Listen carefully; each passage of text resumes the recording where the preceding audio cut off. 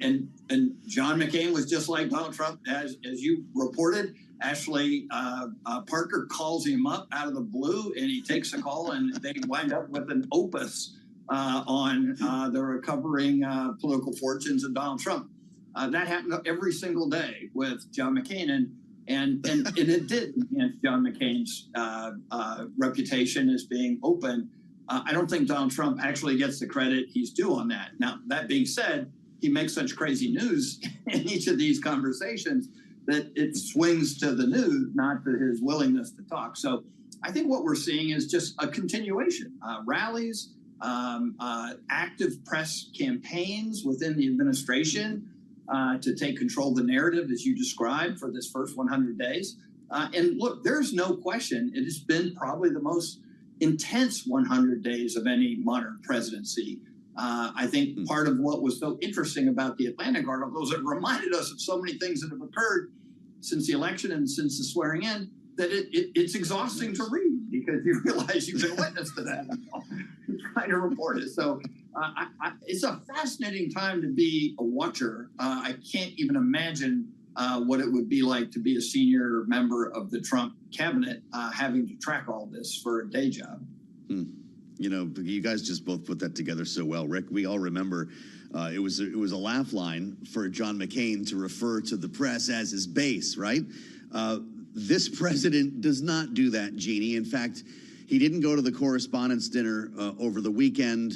He's referred to, and by the way, that was decided before he went to Rome for the Pope's funeral, and he did get back in the U.S. in time to go. But that said, he didn't counter-program it, by the way, and is referred to, you know, journalists as horrible people and the enemy of America and the rest of it. His relationship with the media, the people who are in that briefing room, and by the way, that's a changing cast of characters, as we've noted, has evolved or not in its first 100 days?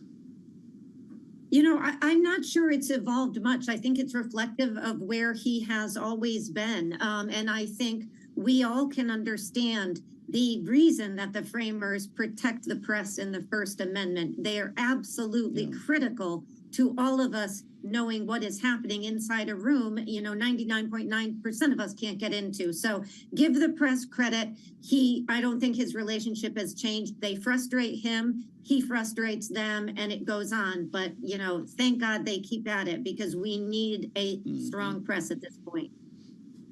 Well, they're going to keep showing up in that room. That's one thing I can assure you. Rick Davis and Jeannie Shanzano, thank you so much. They'll be back in our second hour with much more to talk about here as we walk up on 100 days. There is actually some electoral news to get to north of the border today. As we've told you, Canadian elections happening.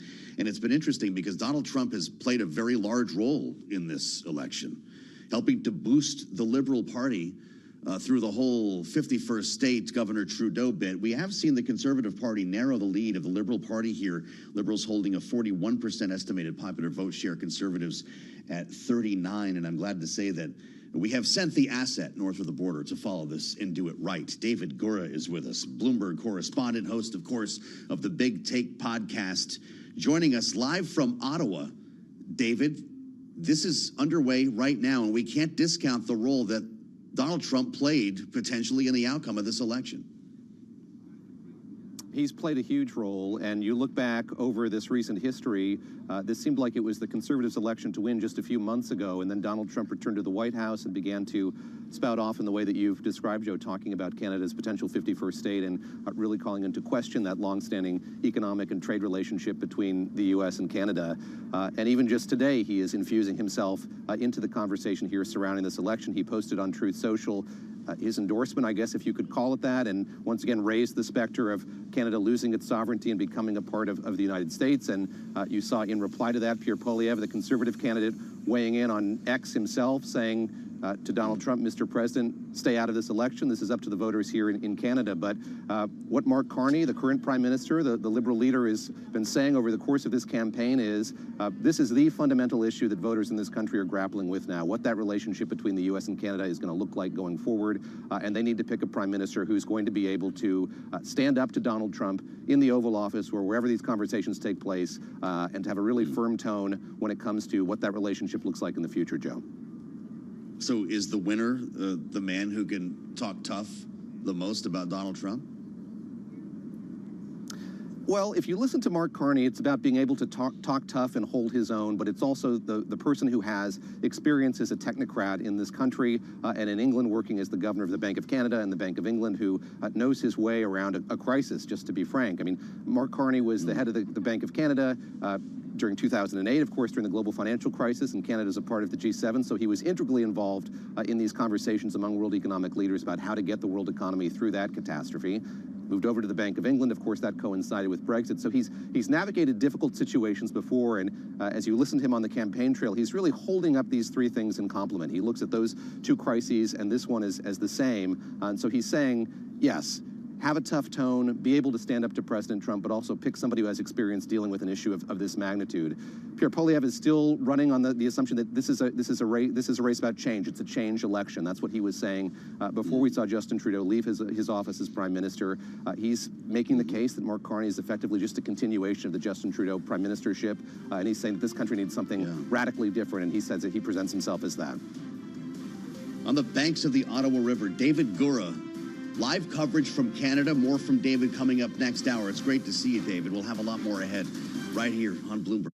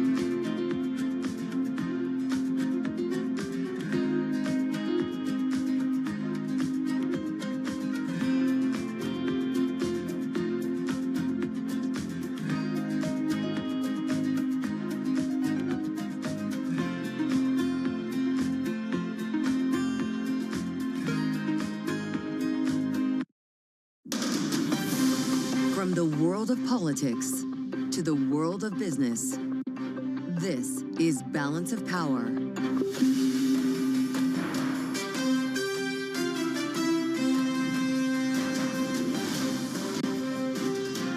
Live from Washington, D.C. Trump tax cuts back to the top of the agenda today. Thanks for joining us on the Monday edition of Balance of Power as President Trump meets with the Speaker of the House as lawmakers make their return to Washington. Alongside Kaylee Lyons, I'm Joe Matthew in Washington. Thanks for being with us here on the early edition. Kaylee, they plan to start marking up budget legislation this week, and the clock is ticking. Yeah, remember, the Speaker has a very ambitious timeline for getting this reconciliation through his chamber, at least. He said he wants to see it done by Memorial Day. Yep. And May is almost upon us. I think a lot in Washington don't think that is a realistic timeline, but it's not just the president that Mike Johnson will be meeting with today. The so-called Big Six will be meeting this afternoon as well, inclusive of the Treasury Secretary, Scott Bessent, Kevin Hassett of the National Economic Council, and then leadership in both the House and Senate and their key tax writing committees. Yeah, they've got a lot of work to do here and some savings to find as they try to pay for the extension of these tax cuts. We're still waiting for the parliamentarian to give us a better sense of what is actually going to make the grade here, Kaylee, but Republicans are essentially working on their own. Unless, of course, the debt limit becomes part of this, that could get a little more interesting, and we do expect an X date on that front as soon as this week. Yeah, the Treasury could tell us when these extraordinary measures they've been using since January, mind you, will run out. On the subject of the Treasury, of course, tariffs factor into all of these conversations, including the revenue they have to work with and whether or not that's going to offset any of the tax cuts Congress is likely to pursue. We did hear from Scott Bessent earlier today suggesting that it's going to be up to China to get these negotiations going, and he's not aware of what calls have and have not happened between President Trump and President Xi. Made that clear as well. He's not in the room or on the line, but this is the backdrop for our conversation here today as we approach the 100-day mark, a series of interviews coming out of the White House along with a series of polls, and we're going to talk about it all with Bill Huizenga, the Republican congressman from Michigan, who will have a say in that debate that we're talking about right now. Yep, and that conversation's just a few minutes away. First, though, as always, we begin with a check on the markets as we kick off the trading week, and Charlie Pellet has a look from New York. Hey, Charlie. Hi, thank you very much, Kaylee and Joe. Back to work Monday. We are looking at losses for the U.S. equity market with the Dow, the S&P, NASDAQ. They're all in the red right now. 41-point drop on the S&P 500 index, 54.84. Just about the lows of the session, down now by 0.7%. Shares of big tech firms leading losses ahead of crucial corporate earnings later in the week. The Dow is down 124 now at 39,990. A drop now of 0.3%. NASDAQ is down 200 points, down 1.1%. The NASDAQ 100 index also down by 1.1%. The Bloomberg Mag 7 index is tumbling 1.7%. Right now, the 10-year's yielding 4.21%, with the 2-year 3.68%. Gold up $18 the ounce, up 0.5%. 33.37 on the precious metal. And West Texas Intermediate crude down 2.2%, 61.63 for a barrel of WTI. This week, 4 of the so-called Mag 7 companies, Apple, Microsoft, Meta Platforms, and Amazon, will be reporting earnings, with analysts expecting an average of 15% profit growth in 2025. Apple shares, which reports on Thursday, by the way, trading lower by 0.4%. Meta Platforms on Wednesday, down now by 0.4. Microsoft also on Wednesday, trading lower by 1.1%. Amazon on Thursday, down now by 1.9%. Recapping, stocks lower. S&P down 43, drop there of 0.8%. Balance of Power continues right now, and back we go to Washington. Once again, your hosts, Joe Matthew and Kaylee Lyons. All right, Charlie Pellet, thank you very much indeed. In Washington this week, of course, we are marking 100 days of the second presidency of Donald Trump, when a lot, of course, has happened. The pace has been frenetic. Shock and awe has certainly been a strategy we have seen this administration applying. And the question is, will we see anything else rounded out by the time this 100-day period is up? Specifically, could we get a trade deal with one of these partners that we are negotiating with in this 90-day window in which reciprocal tariffs have been taken down to a 10% base rate? We got a little bit of an update on where exactly we are from the Treasury Secretary, Scott Bessent, as he spoke to reporters at the White House earlier today. I think it could be as early as this week or next week. Vice President Vance was in India last week, and negotiations are coming along quite well with them. As I mentioned, some of our Asian trading partners have come with very, very good deals. We're evaluating those. And we want to spend some time now with Anna Wong, Bloomberg Economics chief economist. Anna, it's great to see you. The headline on the terminal here kind of says it all. S&P 500 relief rally to meet hard reality as tariffs damage done. We talked to you about the prospect of empty shelves last week, the idea of supply chains already being scrambled. Is the damage done? So we're going to see a barrage of data point this week, and I would say exhibit one of the early evidence of tariffs would be in the non-farm payrolls report. So first, we still expect a very solid number. We're expecting a gain of 165,000, which is higher than the consensus. But in the details, you're going to see that the trade and logistics sector has slowed down hiring significantly. And I think looking forward to May and June's report, I think we're going to see, and part of my expression, I think a bloodbath in the logistics sector. So in May and June is typically when you see trade and logistics sector contributing to one of the top three sectors in producing jobs. The first sector that should be producing at least 400,000 jobs next month is leisure and hospitality. We also will see the damage of the decline in international tourists in the U.S., also the decline in domestic tourism. That is going to hit hotel staffing and all that. We're going to see all of that in the next jobs report, but we're going to see early evidence of that in this Friday's jobs report.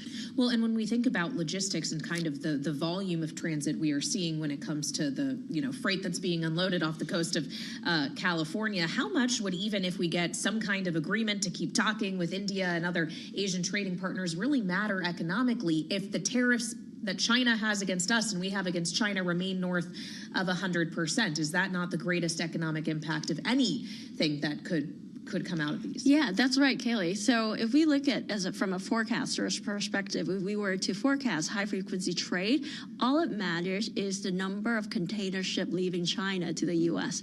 And that has declined from a peak of 70, 80 ships per day to now 40. The last time I saw this data. Wow. So that's not the lowest point yet. I mean, when we look at March 2023 during the SVB collapse, that was really low. That was when there were only 20 ships leaving the U.S. So right now, those data would suggest that import volume will plunge, but has it fallen down to the basement level? Not yet. However, but you're right. Trade is not the kind of thing that you can turn on and turn off.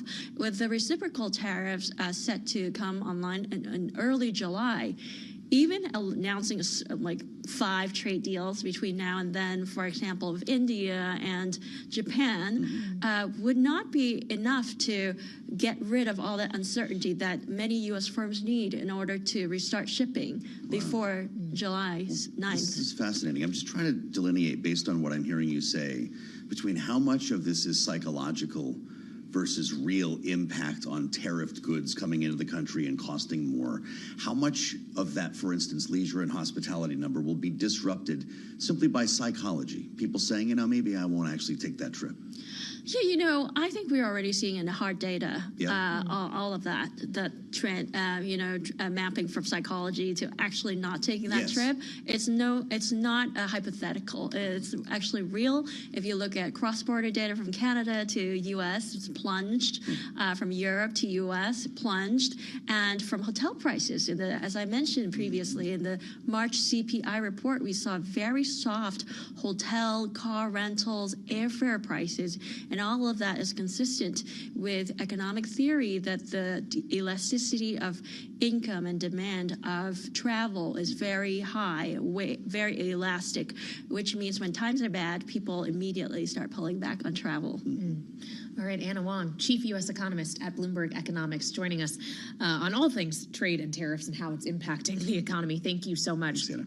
as always. And we consider, against this backdrop, Joe, and with the data we have in hand from various pollsters, whether or not the White House is putting much stock in them, a different question, that shows that voters, by and large, disapprove of this tariff regime and don't feel confident about the way in which this president is handling the economy. It does raise the question of how exactly he's going to message around all of this when he holds a rally in Michigan tomorrow to mark 100 days in office. Yeah, well, there's been quite a bit of packaging coming out of the White House, I guess since Friday, really, when the Time Magazine interview was released. Today we get the Atlantic, an early morning press briefing at the White House as they really try to control the narrative here. But you're right, we're seeing numbers on the economy sag. He's even underwater when it comes to immigration based on the Ipsos poll that came out last week. A lot of this has to do with the method through which the president and the White House are executing plans, not the actual end goal. People seem to support what he's doing with the border and immigration. It's the way it's being handled that's turning out in these numbers. Yeah, so we want to get more into what we can expect to hear or should hear from the president tomorrow, as well as other issues, including the tax policy he's working with Congress on. And turn to Congressman Bill Huizenga, who is joining us, representing Michigan's 4th congressional district. Congressman, good to have you back on Bloomberg TV and radio. When we consider the visit the president is making to your state of Michigan tomorrow, how does he need to message around the tariffs, knowing that by and large, it does seem that these policies are making Americans nervous at the least and potentially affecting their actual consumption, economic behavior at the worst?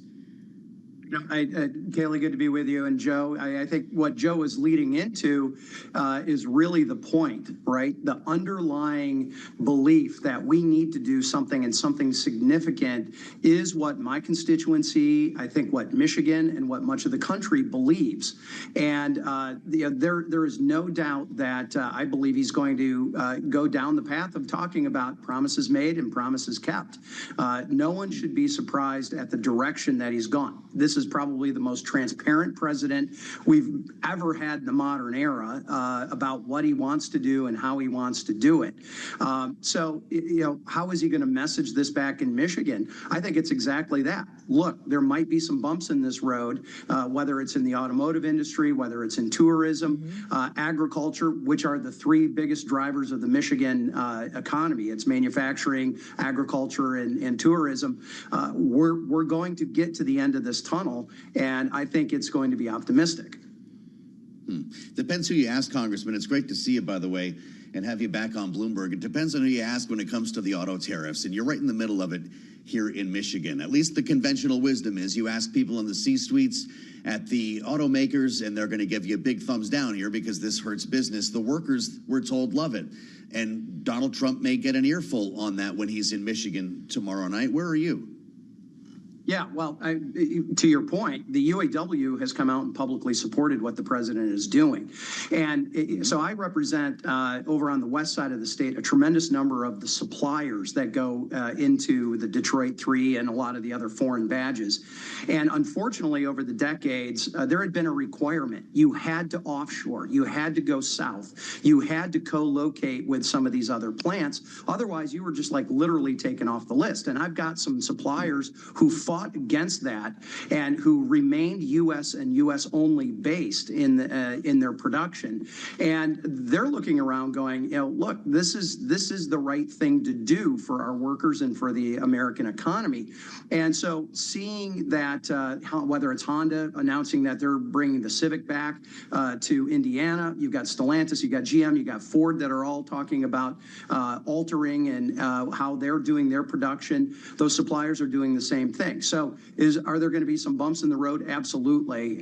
Is it good in the long run? I think so. Now, the question is how do we get through this? And at the end of the day, based on watching Donald Trump for 4 years in his first term, watching how he operates in this term, and just knowing in general how he operates, he is someone who is looking for that deal. It is the art of the deal, right? And he is not going to just simply sit back and let things stay static. He does want to move ahead and get to these agreements. And whether it's the Swiss, whether it's Japan, whether it's India, those are some significant things that are going to continue to move down the road. Obviously, China is going to be the big one.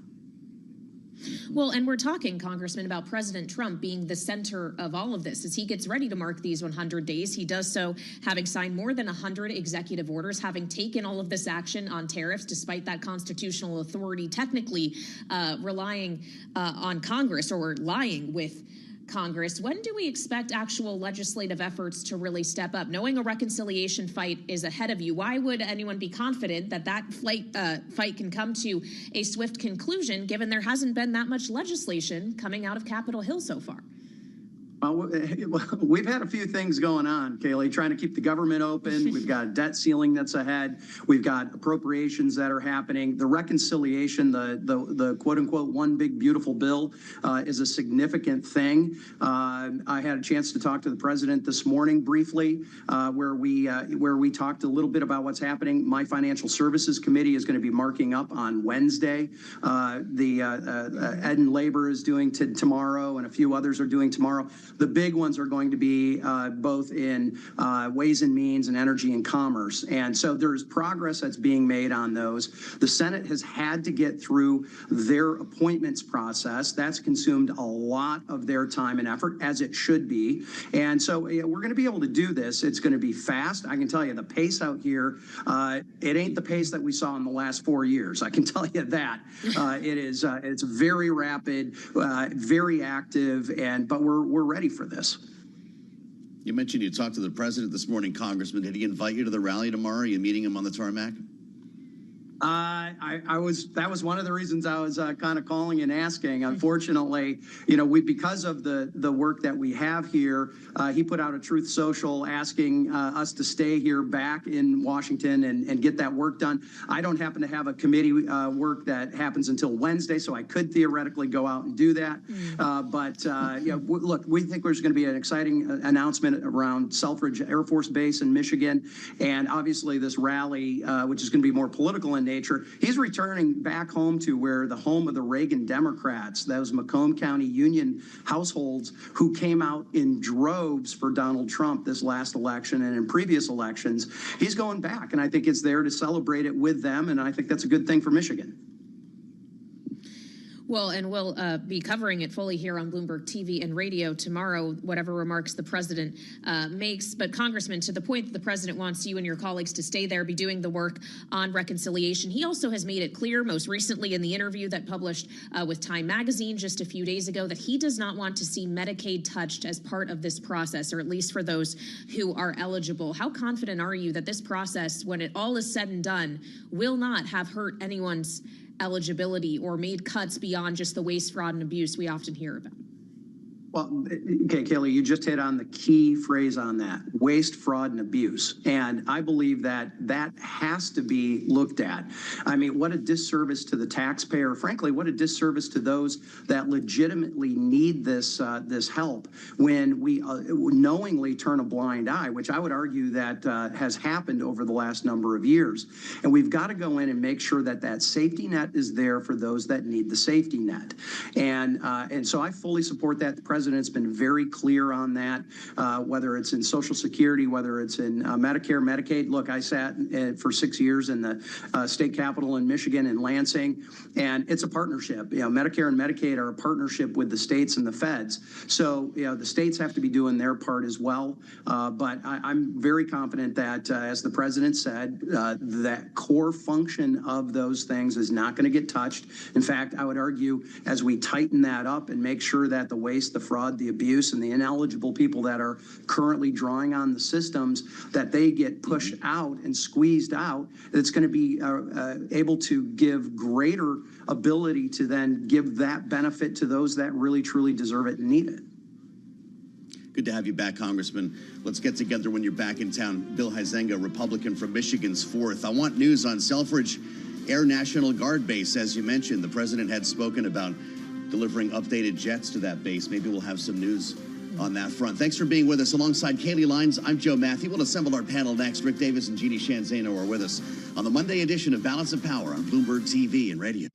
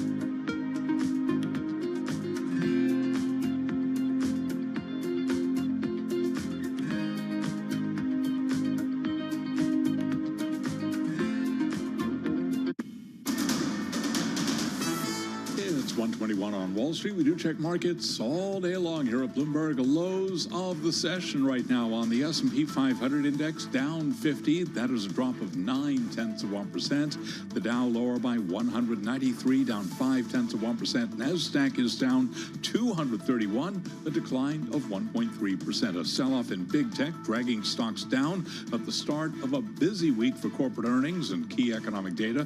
The 10-year now at 4.21%. The 2-year 3.68%. Gold up $15 the ounce. Spot gold at $33.35, up 0.5%. And West Texas Intermediate crude oil down 2.3%, $61.56 a barrel. Oil lower as traders assess the latest trade war signals and geopolitical developments on Iran. Among oil majors, we have got ExxonMobil down now by 0.8%. It reports earnings Friday. ADRs of BP lower now by 0.4%. Chevron, which also reports on Friday, little change now, up by just about 1 cent.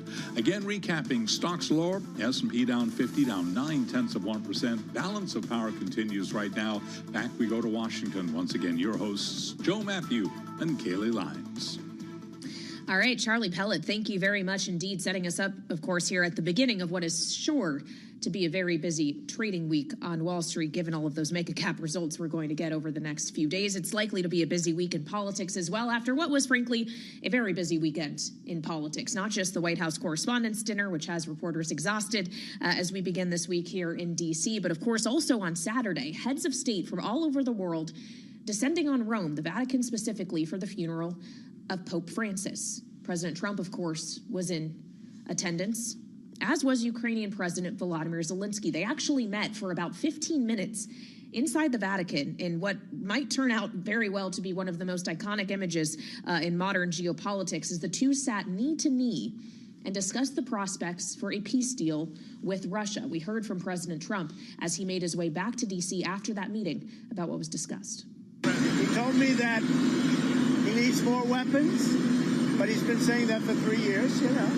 He needs more weapons, and we're going to see what happens. I want to see what happens with respect to Russia, because Russia had been surprised and disappointed, very disappointed that they did the bombing of those places after discussion. With our eyes on geopolitics, we assembled our political panel. Bloomberg Politics contributors Jeannie Shanzano and Rick Davis are with us. Jeannie is Senior Democracy Fellow with the Center for the Study of the Presidency and Congress, our Democratic analyst. Rick, our Republican strategist and partner at Stone Court Capital. You saw the image that Kaylee described, Rick. This is something that's going to be in history books for a long time to come here. The optics of this sit-down meeting on two simple chairs in St. Peter's Basilica, the two knee-to-knee talking, as you can see right now on Bloomberg TV, or if you're with us on YouTube. This meeting, Rick, will lead to a deal? Will it unlock progress or not? Well, we hope so. You know, the two of them knee to knee in the Sistine Chapel. I mean, talk about stepping on a news story there to see the Pope, but the press coming out of the funeral was all about Zelensky and Trump, a wartime president meeting with the most important man in the world.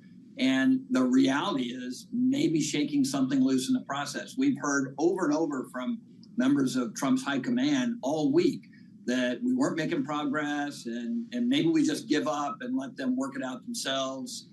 You know, there was some really good baiting going on, but the two of them, once they got together, Trump turned his attention on Russia, scolded them for not doing more around the peace table.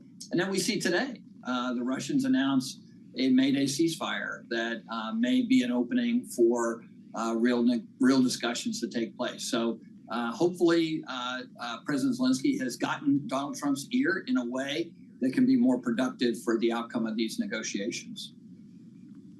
Well, Jeannie, contrast what we heard from President Trump on Saturday in the aftermath of the meeting with what we heard from his press secretary, Caroline Leavitt, when she briefed reporters this morning, who said that the president is, quote, increasingly frustrated, not just with the leader of Russia, but also with the leadership of Ukraine, reiterating that he wants to see a permanent ceasefire and saying both leaders need to come to the table to negotiate their way out of this. Do you think this is a real attitude shift in terms of how the president is viewing both Vladimir Putin and Volodymyr Zelensky, or is he just getting disaffected, if you will, with this entire process? You know, this has been par for the course with Donald Trump on Ukraine. It has been a sort of class in inconsistent messaging, if you will. He's going to end the war on day one, and then he's not sure if a deal is possible within hours after Witkoff meets Putin. And then he's back to saying a deal is possible. Then he's threatening sanctions against Russia. And then when the global tariffs are rolled out, who's exempt and excluded? Russia. And then the other day, you know, we may secondary sanction them. And now today she is saying he's frustrated with both sides. And, you know, say what you want about Joe Biden's approach to Ukraine. There was a consistency of messaging there, and that has all been lost with the Trump administration. And he has really turned what has been a Republican orthodoxy of we want sovereign and secure borders in Russia on its head. And we have just been living through this back and forth, which seems to reflect who he's spoken to. So I don't know what to make of all of this. You hope that Vladimir Putin is being honest and forthright in terms of wanting a ceasefire and moving towards a peace. But we've been there before. And of course, the Ukrainians first to respond today and said they'll believe it when they see it. He's been bombing civilians in Ukraine for days. That's right. An interesting kind of ultimatum, if I can use that word, dropped by the Secretary of State, Marco Rubio. Forget getting this done on the first day. We're way beyond that. But Marco Rubio seems to say that if it's not done this week, the U.S. may be all done here. Here's what he said on NBC. This week is going to be a really important week in which we have to make a determination about whether this is an endeavor that we want to continue to be involved in, or if it's time to sort of focus on some other issues that are equally, if not more important in some cases. But we want to see it happen. There are reasons to be optimistic, but there are reasons to be realistic, of course, as well. We're close, but we're not close enough. What do you make of this approach, Rick? Is this just posturing, and why this week? You know, look, everything about negotiations is posturing, and I actually read this as being more positive about a negotiated settlement than he was at the beginning of last week, you know, where basically he said, if we don't get a deal by this week, we're going to quit. This is a sea change in sort of the messaging coming out of the State Department. But the reality is the only messaging that we really care about is those coming out of the White House and out of Donald Trump's mouth, because we know that nobody has the impact on this negotiated outcome other than him. I mean, look, it's very hard. Lavrov, the chief negotiator for the Russians, has staked out territory in this negotiation. It basically is give us everything we've won for our efforts in the invasion of Ukraine, all of our frozen assets, and leave us alone and codify that in ad infinitum for the rest of history. That's not really a negotiation. That is, at a time when we seem content to negotiate against ourselves. Oh, we're not going to let Ukraine into NATO. Oh, we're not going to give them access to some of these territories that are part of their homeland. The reality is you got to hold your breath and hope that something positive happens for the people of Ukraine who've suffered under these attacks by Putin. And we hope that Donald Trump will be able to produce something that is acceptable to the Ukrainian side, not just to the Russian side. Well, but when we consider the Russian side, Rick, does this kind of rhetoric, even if it is slightly different in tone that we're hearing from the Secretary of State, a suggestion that the U.S. may be getting close to a point where it walks away from this? What incentive does Russia have to accelerate this process if it thinks it might be able to wait the U.S. out on this one, if indeed this agreement would have some things at least that Russia wouldn't necessarily like? Yeah, I would have thought that we were on the precipice of walking away if Donald Trump had not sat down in the Sistine Chapel with Vladimir Zelensky, president of Ukraine, and started up a direct conversation with him. Remember, the last time they sat knee to knee, it was a disaster in the Oval Office. And so the fact that both of them came out of the Sistine Chapel basically in the same place, which was get Russia back to the table in a fashion that's productive, and get them to stop these attacks that Jeannie is talking about, which do not add to an environment that is a productive negotiation. Donald Trump now owns these negotiations. He owns the outcome. So if we walk away, it'll be our failure, not the failure of Ukraine or Russia. It's not lost on us that J.D. Vance was not in that meeting at the Vatican. Jeannie, was that the difference between what we saw last weekend in the Oval Office? You know, it could be, and it's a great question because it shows sort of the uncertainty as to where Donald Trump is on this issue. I mean, for 10 years, at every point when it has been raised, he has almost always supported Russia and spoke glowingly of Vladimir Putin. And so it's hard to know what explains the knee-to-knee with Zelensky and how different that was. But, you know, when you think about, and Rick raised Lavrov, he was on CBS this weekend, and it was literally striking to watch because it shows how intractable this issue really is. He kept coming back over and over to the fact that Russia is fundamentally threatened by Ukraine wanting a sovereign border and to move to the West. None of this has addressed that problem. And it was very clear listening to Lavrov, putting even Putin aside. There are vast powers in Russia for whom the idea that Ukraine is going to move any further to the West than it already has is completely unacceptable. So even if there's a short-term deal here, what is to stop Russia in a year, 6 years, or 5 years from going back into Ukraine? And so this is the intractable nature of this problem. And that fundamental issue has yet to be addressed in any way that we've seen, at least publicly. Well, and I wonder also if this issue just widely, Jeannie, the ongoing war between Russia and Ukraine is something that will be addressed by President Trump at all when he marks 100 days with a speech in Michigan tomorrow. Knowing how often in rallies that will probably look and sound similar on the campaign trail, he suggested he could end this war in a day. As we now have 100 days past almost, is he going to call attention to the fact that it has not? He might not, but it was so interesting in that Time article. He said something like, oh, I'm not sure, I was just exaggerating. I don't know why people listen to that. So, you know, he could do it in that typical Donald Trump way. I doubt he goes out to Michigan and talks a lot about Ukraine. I think he'll talk a lot about immigration and the economy, immigration in particular, because that's what they see as their strongest issue. But the economy, given where he is, he certainly wants to say he's fighting for the auto workers and other blue collar workers to bring this manufacturing, domestic manufacturing, back to the United States. So I think that'll be his focus. He probably won't spend a lot of time on this really difficult international issue. All right, Jeannie Sheehan Zaino and Rick Davis, our political panel here, kicking us off for the week on Balance of Power on Bloomberg TV and radio. Thank you both so much, as always, for joining us. And of course, Joe, we know that the president does have the power with speeches like this, as we saw on the campaign trail and have seen since, to go in a lot of different directions, even if he's there to talk about the things he has achieved within the first 100 days of his presidency. Well, that's the weave, isn't it?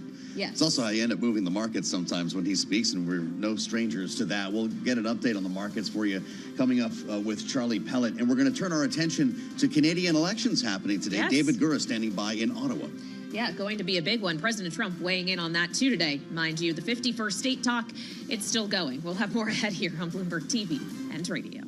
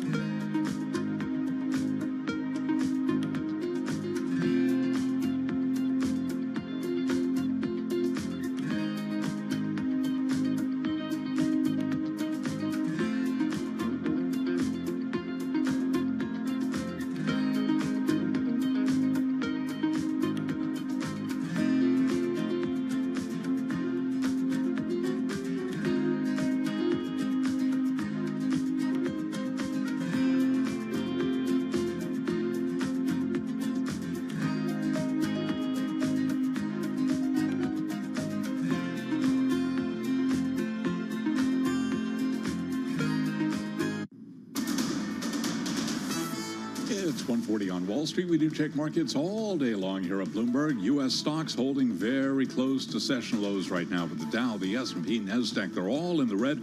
A sell-off in big tech is dragging stocks down at the start of a busy week for corporate earnings and key economic data. The S&P now lower by 46, down by about 0.8%. The Dow is down 163, down 0.4%, while the NASDAQ Composite Index is down 214 for NASDAQ, a drop of 1.2%. The 10-year 4.22%, with the 2-year 3.68%. Gold up $18 the ounce, up by about 0.6%, 33.38 for the precious metal, while West Texas Intermediate crude is now down 2.2%, 61.63 on WTI. Tesla is raising prices in Canada and encouraging buyers there to snap up cars imported before counter tariffs were imposed on American-made vehicles. Tesla shares today, right now, they are trading little changed. We've got Japanese construction and mining equipment maker Komatsu saying it may raise prices in the U.S. in response to tariffs, with the company projecting a 27% drop in operating profit this fiscal year. Komatsu shares, they are up 2.7%, and to be sure, Tesla down now by 3%. Again, recapping, stocks lower, S&P down 44, decline there of just about 0.8%. For on-demand news 24 hours a day, subscribe to Bloomberg News Now wherever you get your podcasts. And Balance of Power continues right now. Back we go to Washington. Once again, your hosts, Joe Matthew and Kaylee Lyons. All right, Charlie Pellet, thank you so much. Watching Wall Street for us every day here on the fastest show in politics. We'll have another check on stocks for you shortly as we continue our coverage from the nation's capital here, looking at a very different capital today, Kaylee, with elections underway in Canada. One of our top stories takes us far outside the bubble, but we have sent our asset, David Gura, to Ottawa to report on this. It's impossible, though, to talk about the Canadian elections without talking about politics here in the U.S. You know, I'm referring to tariffs. It goes back to Governor Trudeau, 51st state, and a remarkable turnabout here that has brought Mark Carney's Liberal Party in contention in a race where many had counted them out. Yeah, President Trump is a factor here, and he was weighing in as recently as this morning, taking to Truth Social to wish good luck to the great people of Canada, he says, going on to say that it could quadruple in size with zero tariffs or taxes if Canada becomes the cherished 51st state of the United States of America. No more, this is a quote from the president, artificially drawn line from many years ago. So on that note, we do turn to our colleague David Gura, Bloomberg correspondent, who is live in Ottawa for us. And David, case in point as to Donald Trump being an animated issue in this election. Yeah, there was some concern a few weeks ago about foreign interference in this election. I don't think this was the kind of foreign interference that a lot of folks here were forecasting, but that was an extraordinary post from the President of the United States today, kind of doubling down on the rhetoric that we've heard over the course of this campaign. And as Joe was saying, it's something that's really shifted the narrative of this campaign. Donald Trump talking about Canada's sovereignty, calling that into question, and really throwing into doubt the longevity of this very long-standing relationship, trade and economic relationship between the U.S. and Canada. It has been an extraordinary turnaround. If you were to go back to last fall and looked at the polling when Justin Trudeau's position as prime minister was very much in doubt, a lot of that dissatisfaction from the electorate hinged on the fact that people were unhappy with the economy in this country, that there were concerns about housing, for example, about growth and inflation, about debt and deficit. All of that continues to exist as a backdrop to the campaign that we're seeing come to an end here today. But this infusion of Donald Trump into this race has really upended everything. And so we have both candidates trying to position themselves as the individual who's going to be able to most effectively go to the White House, go to Washington, meet with President Trump, push back on some of that rhetoric, again, about sovereignty, but also about trade, and begin to broker a new kind of trade relationship between the U.S. and Canada. What that looks like will be very much determined by the outcome of this election today. Polls closing between 7 p.m. and 10 p.m. David, just give our listeners and viewers a sense of what to watch for tonight. So this is, of course, a vast geography, and those polls are going to close in a very staggered way, but so many of those seats in Parliament are clustered in the eastern part of this country, and that is a real stronghold in this campaign for Mark Carney. We've seen him doing very well in the polling in the eastern part of Canada, so pay attention to that, and by mid-evening we should have a sense of how he and the Liberals broadly are doing here. But both of these candidates have invested a lot of time and attention in the western part of this country as well, and I think that bears watching too. Of course, Pierre Poilievre is born in Alberta and has spent a lot of time campaigning in the West. Mark Carney has as well. If this is a close race, if it's not a landslide or a majority doesn't seem assured in the eastern part of this country, I think we'll be looking very closely at sort of what may come about here in the more western provinces in Canada, guys.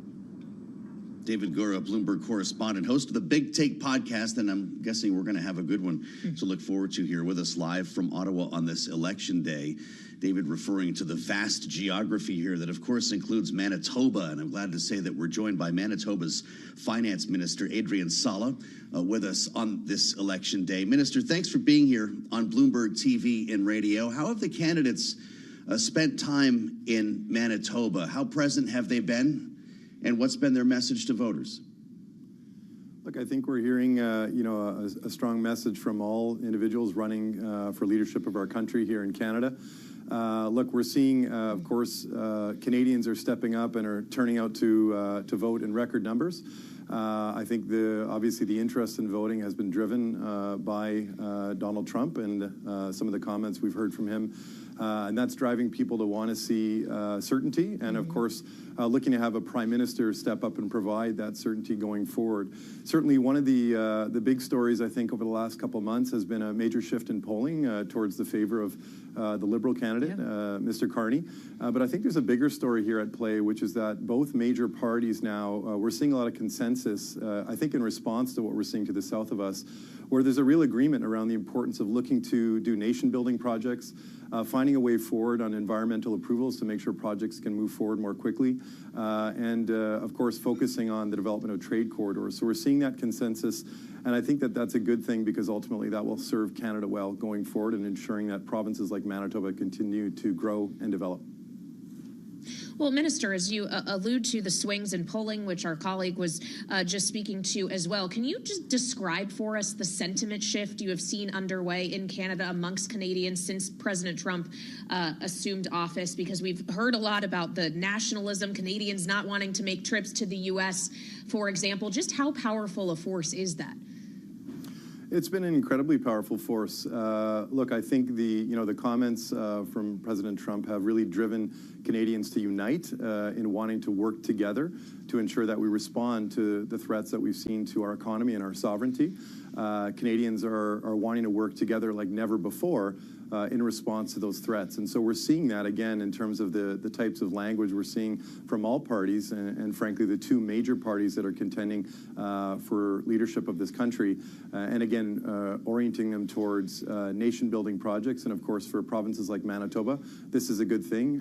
We're well positioned to support nation-building work with the energy and the role that Manitoba plays as an important trade corridor, not only to Western Canada, but also to Europe. Minister Sala, a few data points from your Chamber of Commerce in Manitoba. Manitoba exports $18 billion worth of goods to the U.S. every year, and two-way trade between Manitoba and the U.S. is valued at roughly $42 billion. What happens to those numbers if reciprocal tariffs as threatened by President Trump, and you can add auto tariffs if you want to that equation, are in fact put into effect? Look, we know that there's no question that those tariffs and reciprocal tariffs will have a significant impact on economies across Canada, within our provinces and, of course, our country's economy. Look, we want a fair and predictable trading relationship with the U.S., and we know that this tariff war isn't helping anybody. It's certainly not helping Manitobans or Canadians, and it's not helping Americans either. Look, Manitoba exports, in terms of hogs, approximately 3 to 3.5 million hogs a year into the U.S. economy. Now, if 25% tariffs were applied to that, that's going to have a direct impact on the cost of bacon for Americans when they go to the grocery store, and of course, everyone's favorite breakfast sandwich product there for McDonald's as well. So, look, there's a high degree of interconnectedness, of course, between our economies. We know that the risk is real, but the impacts and the negative impacts will be felt not only by Canadians, but by Americans as well. Well, and obviously a lot of that will come down to the decision-making of President Trump and negotiations with who ultimately ever gets the majority in Parliament and then therefore becomes Prime Minister of Canada after today. But Minister, provincially, what is Manitoba able or prepared to do to offset any hardship that those who are reliant on trade with the United States may come to if we are to see a deterioration in that trading relationship? We'll always fight to protect our jobs and our businesses in Manitoba. And our recent budget, in response to the threats that these tariffs have created to our economy, was focused on really helping to ensure we were sustainable and that we had the resilience we need during this challenging time. And so our budget focused in responding to those threats by bringing forward a $3.7 billion capital plan where we're focused on investing in significant economy-supporting infrastructure type investments, trade-supporting infrastructure like our Port of Churchill in northern Manitoba, Centerport, which is a multimodal facility to the west of Winnipeg. We've also leaned into procurement and bringing some of our procurements back to Canada and ultimately, hopefully, back to Manitoba to create more business opportunities in light of these challenges. Our province, along with other provinces, are also working very closely together to reduce interprovincial trade barriers, which we know is an essential thing we can do to help create more resilience and success for our job producers in Manitoba. So those are some of the measures that we're taking in response. Again, this is about creating economic resilience during this time of uncertainty, along with other direct supports for businesses as required. We will work to protect our jobs and protect our economy here in Canada and in Manitoba, Western Canada, and we're going to do whatever it takes to do that. To what extent is China making this more complicated as you deal with the uncertainty over tariffs here in the U.S.? Manitoba is handling 100% levies from China on some pretty important exports, grapeseed oil, oil cakes and peas, a 25% tariff, pork and aquatic products. How large is that market? How much of an issue is this for you in Manitoba? Well, we know that those tariffs are having a disproportionate impact on Western Canada, so I appreciate the opportunity to bring that perspective here today to your viewers. Look, the impact is real, of course, on our canola producers and our pork producers, and we know that those Chinese tariffs are also impacting our fisheries in Eastern Canada as well. So they seem to have been designed to try to divide our country. Canada will stand united. Our province, Manitoba, will stand united with the rest of Canada in holding firm against these actions. Again, we're going to work together with our agricultural producers to make sure that they can find new markets for their products and that we'll continue to support them. We're going to need some support from the federal government to do that. But again, we're going to continue to make sure we protect those jobs. Ag is a massive sector in our provincial economy in Manitoba and a key part of our value proposition, and we're going to keep making sure that our producers are supported and are looking forward to working with the federal government to work through this challenge together. Well, Minister, as you talk about finding new markets for those goods, what trading partners does Manitoba need to draw closer here? Well, I think there's significant opportunity for us in a number of areas around the world, but one thing I'd like to highlight is just the significant opportunities we have to expand our market in Europe as a province that's located in the middle of the country, but we are a maritime province. With our northern Port of Churchill, our government has been making significant investments in the rail line that takes goods up to that port as well as the port.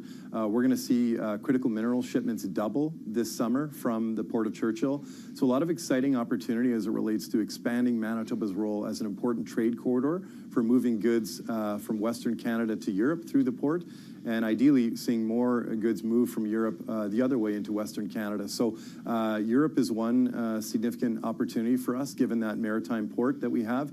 The Port of Churchill is 1,500 kilometers closer to the biggest port in Europe in Rotterdam than Thunder Bay. So we do have an advantage there that we're looking to continue developing, and I think you can expect that we're going to keep working to grow that opportunity, that trade corridor, to expand trade with Europe and beyond. Minister Sala, we've only got about a minute left. What are you doing tonight to watch the results? We're going to cozy up somewhere here. We're here in Toronto and looking forward to sitting around and with other Canadians and watching the results roll in. All right. Well, we will be doing the same here at Bloomberg, sir. Thanks very much for joining us on this election day, live from our bureau in Toronto. Adrian Sala, of course, finance minister of the province of Manitoba. And I think based off of True Social, we might be able to assume that President Trump is going to be keeping an eye on these results as well. Wants to know what's happening with the land with which he would like to see become the 51st state. The beautiful landmass, he says, as long as you don't have that arbitrary line that, of course, we call a border. We'll be watching what the president is up to as well today. He's got the Eagles, not the band, but the football team at the White House. Super Bowl champs. And, of course, a big meeting with the Speaker of the House that's just about to get going, about 5 minutes away. Might generate some news on reconciliation, tax cuts, and the debt ceiling. Yeah, and we're going to have more on that in the late edition of Balance of Power today. The former chair of the House Financial Services Committee and congressman from North Carolina, Patrick McHenry, will talk us through reconciliation, yes, but tariffs as well. It's a daily occurrence on both editions of Balance of Power. Bloomberg Business Week Daily is straight ahead. We'll see you later on here on Bloomberg TV and radio.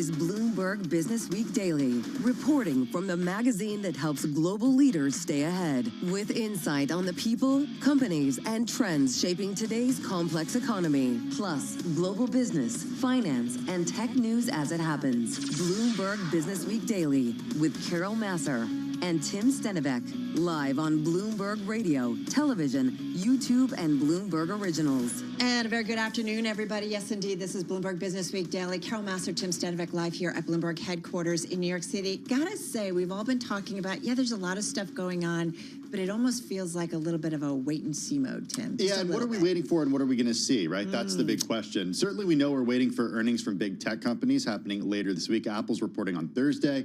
We got a Fed meeting next week. A lot Jobs up in the on air right now. Friday. Jobs on Friday. Yeah. Kind of a muted trade earlier in the session, but now we're actually finally starting to see a little movement, Carol. Yeah, coming off our lows of the session, did see yields move down as well. So we're going to get into all of that in just a second. Hey, we're also going to get into President Trump's first 100 days. What's next?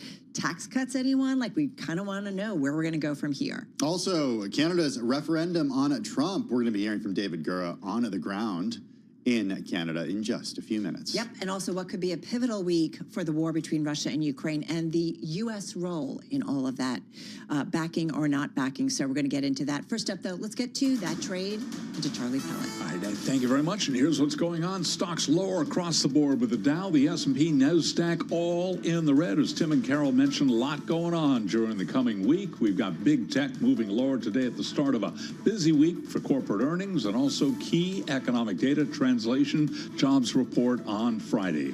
Right now, the S&P 500 index is halting its longest winning run since January. The S&P 500 index is lower now by 29 points, down by about 0.5%. Dow Industrials down 66, a drop there of 0.2%. NASDAQ is down 153 points. That is a decline of just about 0.9%.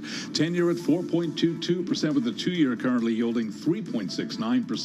Spot gold now higher by $16 the ounce, $33.35, up 0.5%. And a retreat for West Texas Intermediate crude oil down 1.9%, $61.84 a barrel on WTI. This week, 4 of the so-called Mag 7 companies, Apple, Microsoft, Meta Platforms, and Amazon, are all scheduled to report earnings. Apple on Thursday, Meta on Wednesday, Microsoft also Wednesday, and Amazon on Thursday as well.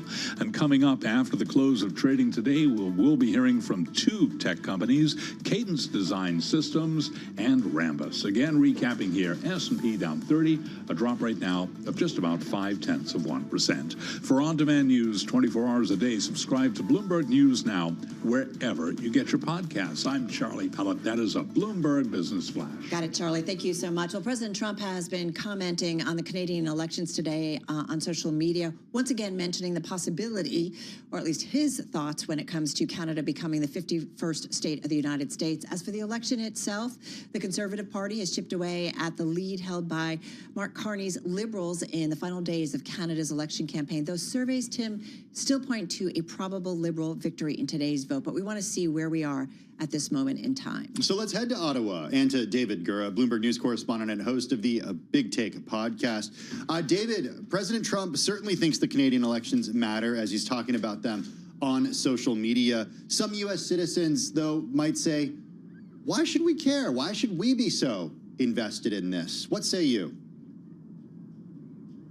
This is one of the longest-standing, most important trade relationships the U.S. has had. Obviously, it's a huge one as well, and that's what's been kind of upended over the course of these last few months as President Trump has come in and really cast into doubt the longevity of that relationship, has suggested there should be a host of new tariffs here on goods made in Canada and exported to the United States. So we've seen his attacks in 2 ways, yes on trade, yes on that economic relationship, but also on sovereignty. And that post that Carol was alluding to just a moment ago from the president this morning, suggesting once again that this country could become the 51st state in the United States of America, is not garnering many laughs on this side of the border. This is something that President Trump mentioned once in passing. I think people wondered if it was a joke, but he's doubled down on it over and over again over the last many months. And Mark Carney, who's the current prime minister and is obviously running for that seat in continuity here, has said from the very beginning he doesn't think that it's a joke. He takes that threat quite seriously, and it's something that's really resonant and sort of shaping the course of this campaign as people go to the ballot box today. This is a marquee issue for both of these candidates. candidates kind of positioning themselves as the person that they think are best equipped to negotiate with President Trump when it comes to trade and when it comes to the sovereignty of this country. So, David, while Americans obviously not necessarily voting here in this election, in many ways it is a referendum on President Trump. You know, he has cast a huge shadow over this race, and so if you just look back at the history of how we got here, and Justin Trudeau, the now former prime minister, was in a lot of political trouble. A lot of that dissatisfaction among the Canadian electorate had to do with the way that the economy has been here in Canada over the last couple of years. So we've seen issues with inflation and with growth. There's still a huge issue when it comes to affordable housing in this country. That has kind of shifted to the backdrop of the campaign as trade has become the kind of marquee economic issue here. But yes, it has now become such that the Conservatives, who had this massive lead in the fall, if the election were held then, they would have won it with more than 20% of the vote.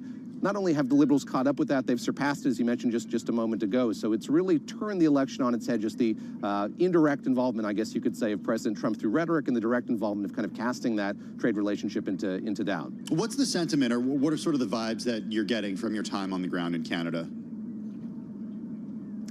This is an election that's important, that a lot of people care about. And if you look at history, when there is a change election, when you have a candidate who has stepped down, as Justin Trudeau did after about 10 years in office, you're going to get more people who are going to come to the ballot box and are going to vote. Turnout is supposed to be quite large in this election day as a result of that, but more broadly because this is seen as such an important moment in the politics of this country. So people are acutely aware of the importance of the election itself, of the political event, but they've also been paying attention, to be frank, to that rhetoric from Washington. They've been listening to the way the candidates have responded to it, and I think that the sense here is, among the Canadian electorate, they want to have a prime minister from whichever party who's going to approach that relationship from a position of strength and is going to be able to have kind of a hard-nosed negotiation with the United States going forward.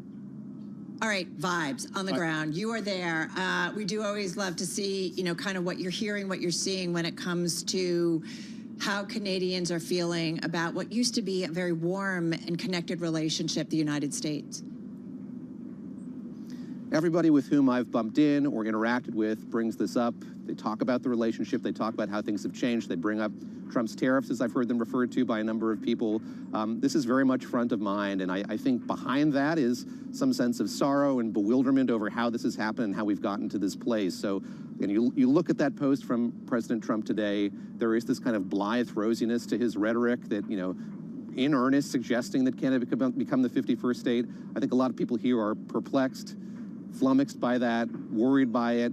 There's just a real dissonance, I think, when I talk to folks here between what they perceive that rhetoric to mean, where they think it's coming from, and sort of what they're hearing from the other side of the border, what they're hearing from the United States and Washington from President Trump in particular. We both asked about vibes because we're really like into it. We want the vibe check. That's what we want. To push.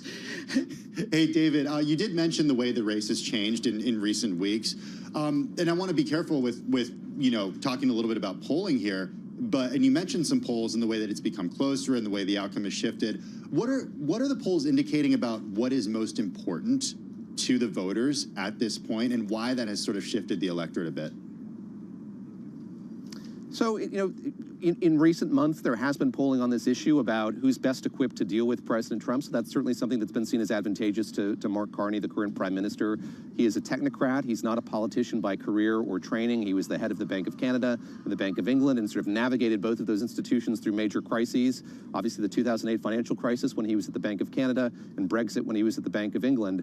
And so he's kind of positioning himself as somebody who has the experience and authority to kind of navigate this crisis, which he sees as similar to those. So that's been resonant with the electorate here. Look, the economy is still something that I think folks across this country really care about. You see that manifest that itself in the polls as well. And you look at kind of just sort of regional and demographic variations. Mark Carney has a lot of support from older Canadians in particular in the eastern part of this country. Pierre Poilievre, the Conservative candidate, talking about the two frontrunners here, has a lot of support in the western part of this country. All right, got it. David, thank you so much. Looking forward to the rest of your coverage from there. David Gora, he's Bloomberg News correspondent and host of the Bloomberg Big Take podcast, which you can find on the Bloomberg and at Bloomberg.com. Well, Canada, as you know, finding itself in the midst of a vote, an election. Meantime, its neighbor to the south, that up until recently was on pretty friendly terms, we're talking, of course, about the U.S., finds itself in a week marking the 100th day of President Trump in the White House. And that's where we go right now. To Bloomberg News White House editor Jordan Fabian. He is in the Bloomberg News Washington, D.C. bureau. Jordan, you listen to David, so there's that going on in Canada we're watching. But in D.C., see first 100 days, getting ready to mark that off, a lot of executive orders, a lot of Elon, a lot of government business, not as usual. What was done that maybe changes the U.S. government in the longer term? What just created a lot of chaos and noise, but didn't really change anything? How are we looking back at it? If you want chaos and noise, there was plenty of it. Elon Musk's Doge effort, in particular, I think we'll look past. You look back on that in the weeks and months ahead. The cost savings will be much less than meets the eye. But I'll put that in another category. Two categories where Trump has really caused some long-term changes to the U.S. and that's in its relationship with the world and the federal government. So there have been a lot of layoffs. There's been a lot of disruption of federal agencies, and on trade and on foreign policy, he's retreated from the post-World War II U.S. effort to integrate the world, tariffs in particular. Trying to make deals with Russia, sort of turning the back on European allies in that effort. And so there will be lasting impacts from these policies for years to come. Jordan, how do you measure the first 100 days of any presidency? We're going to be speaking to Esha Day in our next hour, and she's got a story out about the first 100 days fueling the worst stock slump since Ford going back to 1974. That's certainly one metric that we can use. But what are the other ways that you measure the first 100 days of a presidency? In politics, timelines are always complicated. This 100-day benchmark is something that FDR used to judge his progress up to this point, and it's been applied to presidents ever since. But I think now we would look to, is there any progress on the big legislative item? And it's hard to point to that when you're talking about the big focus right now is Trump essentially digging himself out of an economic hole of his own creation on the tariffs. So there's a lot of time and energy devoted to these negotiations with trading partners that frankly wouldn't really even be occurring had he not done these tariffs. Now, the White House would say that's the art of the deal, but a lot of other people, business owners, investors would say, this is a crisis management situation that he's put himself in. And, now there's really no doubt that, this is Donald Trump's economy. He can't go and say, I'm still cleaning up Joe Biden's mess. He's taking complete ownership of the situation by his approach. Interesting. So we're going to talk to you a little bit later in our 4 o'clock hour about the market impact and what we've seen in the first 100 days. So we're going to dig into that a little bit further. But I do think about it's funny, we were talking with David Weston, of course, host of Wall Street Week here on Bloomberg, and where the concept of 100 days came from initially, going back to FDR, right, in the middle of the Depression and, just dealing with so much and what he could get done in 100 days. How do we even bother to compare president to president? Does it even make sense? Or President Trump in his second term to his first term, is that an important metric at all? It can be, for sure, especially when you're trying to, again, demonstrate progress toward legislation. So Donald Trump's big goal is this, one big beautiful bill. He's talking about this, tax cut package. But if you look under the hood of that, it's really just extending the tax cuts that are already in place. And so when you're looking for, and there are some add-ons there, like he's talked about, getting rid of tax on tips, getting rid of taxes on car interest payments, things like that. But it's not some sort of new marquee initiative. And a lot of that he's really done on his own through executive action, most importantly, the tariffs. And so, again, this is that in itself is a change from not only other presidents but his own first administration. Jordan, we're starting to get some polling about how people are feeling about the economy under this president. Certain approval ratings show him underwater by some measures. The president ostensibly not running for a third term. He's certainly not eligible for a third term per the Constitution as it stands right now. That said, what could the consequences be of a second-term president not having high approval ratings? Like, what does this mean for the Republican Party? What are the risks to the Republican Party here?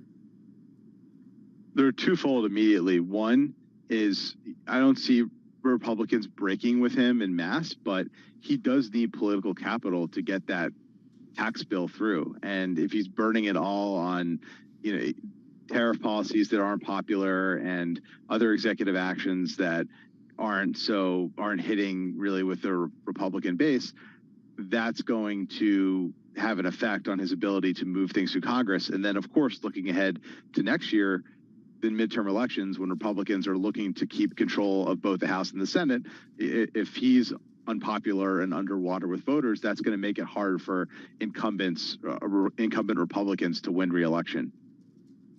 In terms of the policies and certainly tax policies, is this going to likely be something that impacts the masses here in the United States, kind of your average American? And I hate to use that term because I feel like I don't know what that really means, but you know what I mean. A policy that impacts more in a productive way versus fewer. Carol, I think it's hard to say right now because the policy is still taking shape. But for example, a lot of it's taking shape on social media. Like the other day, he put it on his True Social account that he's looking at some kind of tax relief for people making under $200,000 that he thinks will be paid for by tariff revenue. Whether that revenue comes to pass, I think a lot of people have doubts about that. But so this is all kind of coming together on the fly. But the centerpiece of it is the extension of the 2017 tax cuts that he put into place. And so some of that impacted middle class, middle income earners, but a lot of that affected corporate tax rates, upper tax bracket folks. So it's sort of a mix of both. Yeah, we're going to be speaking with Nathan Dean in a few minutes more about what that package could look like and what clients have been asking him about everything tax-wise. Jordan, that said, is it possible to see a raising of taxes on wealthy Americans, given that the president threw cold water on this idea of a millionaire's tax? Yeah, I have a hard time seeing that so-called millionaire's tax going into effect. You've heard the president say he likes the idea. Certain people around him have thrown it out there as a revenue raiser since there be taxes coming down for others. But the president himself has said, I don't think it's so popular, so not going to go ahead with that. And then you have the Republican Congress that is full of members who are dead set against any tax increase on the wealthy. And so if there's no political capital, no willingness to push on that from the president, I don't see it happening. I do wonder, Jordan, how the president and his team are feeling about things, from Scott Bessent to Pete Hegseth. I know The Atlantic just put out an interview, and President Trump said he thinks the Defense Secretary, Pete Hegseth, will get it together, suggesting he'll stick with his choice to lead the Pentagon. This was an interview he apparently gave on April 24th, but The Atlantic just publishing it. So if the whole Trump team gets in the Oval Office, are they like patting themselves on the back, or how are they feeling about things? I think they generally think things have gone well. They all this flurry of activity between Elon Musk and the executive actions, and Trump's constant appearance on social media and television. They think he's dictating the conversation and displaying power, and that that in itself for them is a victory. But there is some recognition that they're starting to see some soft spots in the economy. The poll numbers aren't starting to look so good, and that's an area of concern for them. So you're going to see the president tomorrow go do a rally in Michigan. That's not something he's done the first 100 days. He's getting on the road because he knows he has to. I was thinking about that too, right? He has been pretty much holed up in the White House, the Oval Office. So interesting to see him back out on the campaign trail, essentially, or back out among voters. Jordan, thank you. Bloomberg News White House editor Jordan Fabian. Coming up next, 100 days. What's next? We're going to talk a little bit more about that. This is Bloomberg Business Week Daily.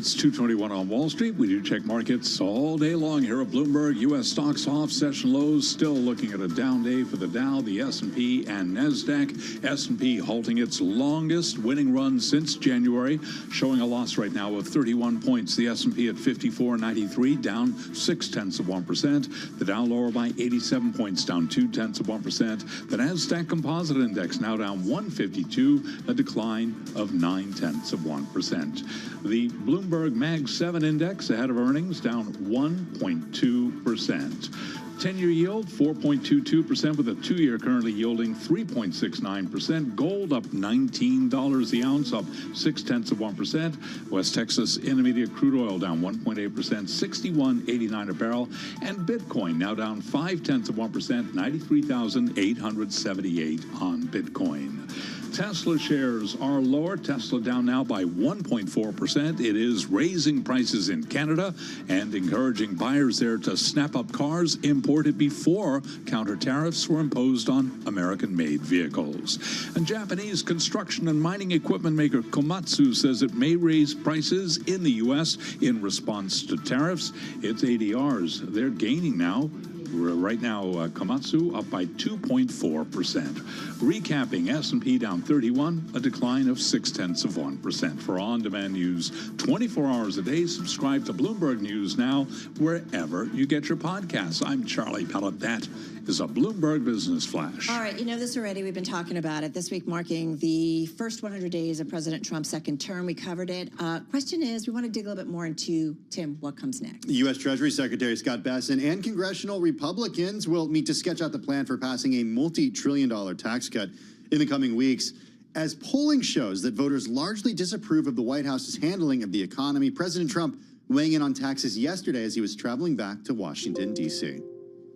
We're going to be taking in a tremendous amount of money, and we're going to make a lot of money, and we're going to cut taxes for the people of this country. It's possible we'll do a complete tax cut, because I think the tariffs will be enough to cut all of the income tax. Enough to cut all of the income tax? I don't have to pay income tax anymore? I think Congress will have something to do with that. Let's ask Nathan Dean. All right, let's bring him in. He's Bloomberg Intelligence Senior Policy Analyst, typically based in D.C. Lucky for us to be here at Bloomberg headquarters in New York City.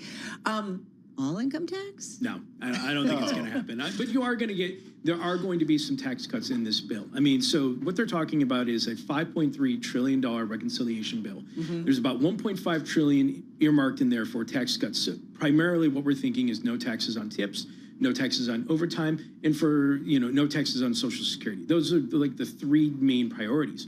But there has been this push by President Trump to try and lower, other taxes for individuals that make less than $200,000. That's what they're thinking. The idea here is that tariffs are going to pay for it. And, all the analysis that we've done, all the analysis that we've seen from other people do, it's not exactly sure that money is ever going to be there. So, what tariffs to pay for the tax cuts. Correct. And so what we're telling our clients is that we think, as of right now, with specifics likely to come out over the next couple of weeks, the more likely scenario is you are going to see Congress pretty much kick the can on a lot of these cuts. We don't think there's going to be material cuts to SNAP, Medicaid, the Inflation Reduction Act. But what you are going to see is most likely a very large deficit-inducing bill at the end of this, which could be multiple $1 trillion, because it's much easier from the policy perspective to kick the can of the issue down the road than it is to take a bill or a vote that's going to actually pull back benefits within the near term. Can I just say we've kicked the can so far, the can's in Mars, right, at this point? I mean, we just keep doing this and doing this. Well, and again, it's like that's the problem is that, for a lot of, in both sides of the aisle, it's both Democrats and Republicans. Correct. For them to actually take a vote that actually claws back some provisions or entitlements or so forth, it's extremely difficult. In fact, it was reporting over the weekend that from some of the tax provisions, let's talk about Medicaid and SNAP benefits, rather than implementing those cuts immediately, the thought now is that you would implement it after the election, whether it's the midterm election or even 4 years from now, implement it after the Trump administration. So they understand, they being the Republicans, understand that this is not a popular vote. We've seen Senator Josh Hawley from Missouri come out and say, don't touch Medicaid.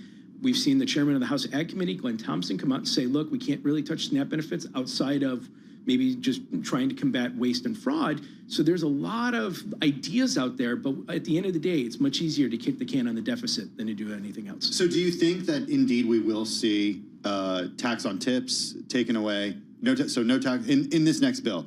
no taxes on tips, no taxes on Social Security, and no taxes on overtime. Do you think that'll pass? I think that's like the idea. So Okay. what we're waiting for is markups. So this week we have a couple of markups from the Bloomberg client perspective, not the most, if you're in the defense industry, you'll care, but for the macro investor, not all that important. The big one you're looking for is the House Ways and Means Committee, probably going to be around in mid-May.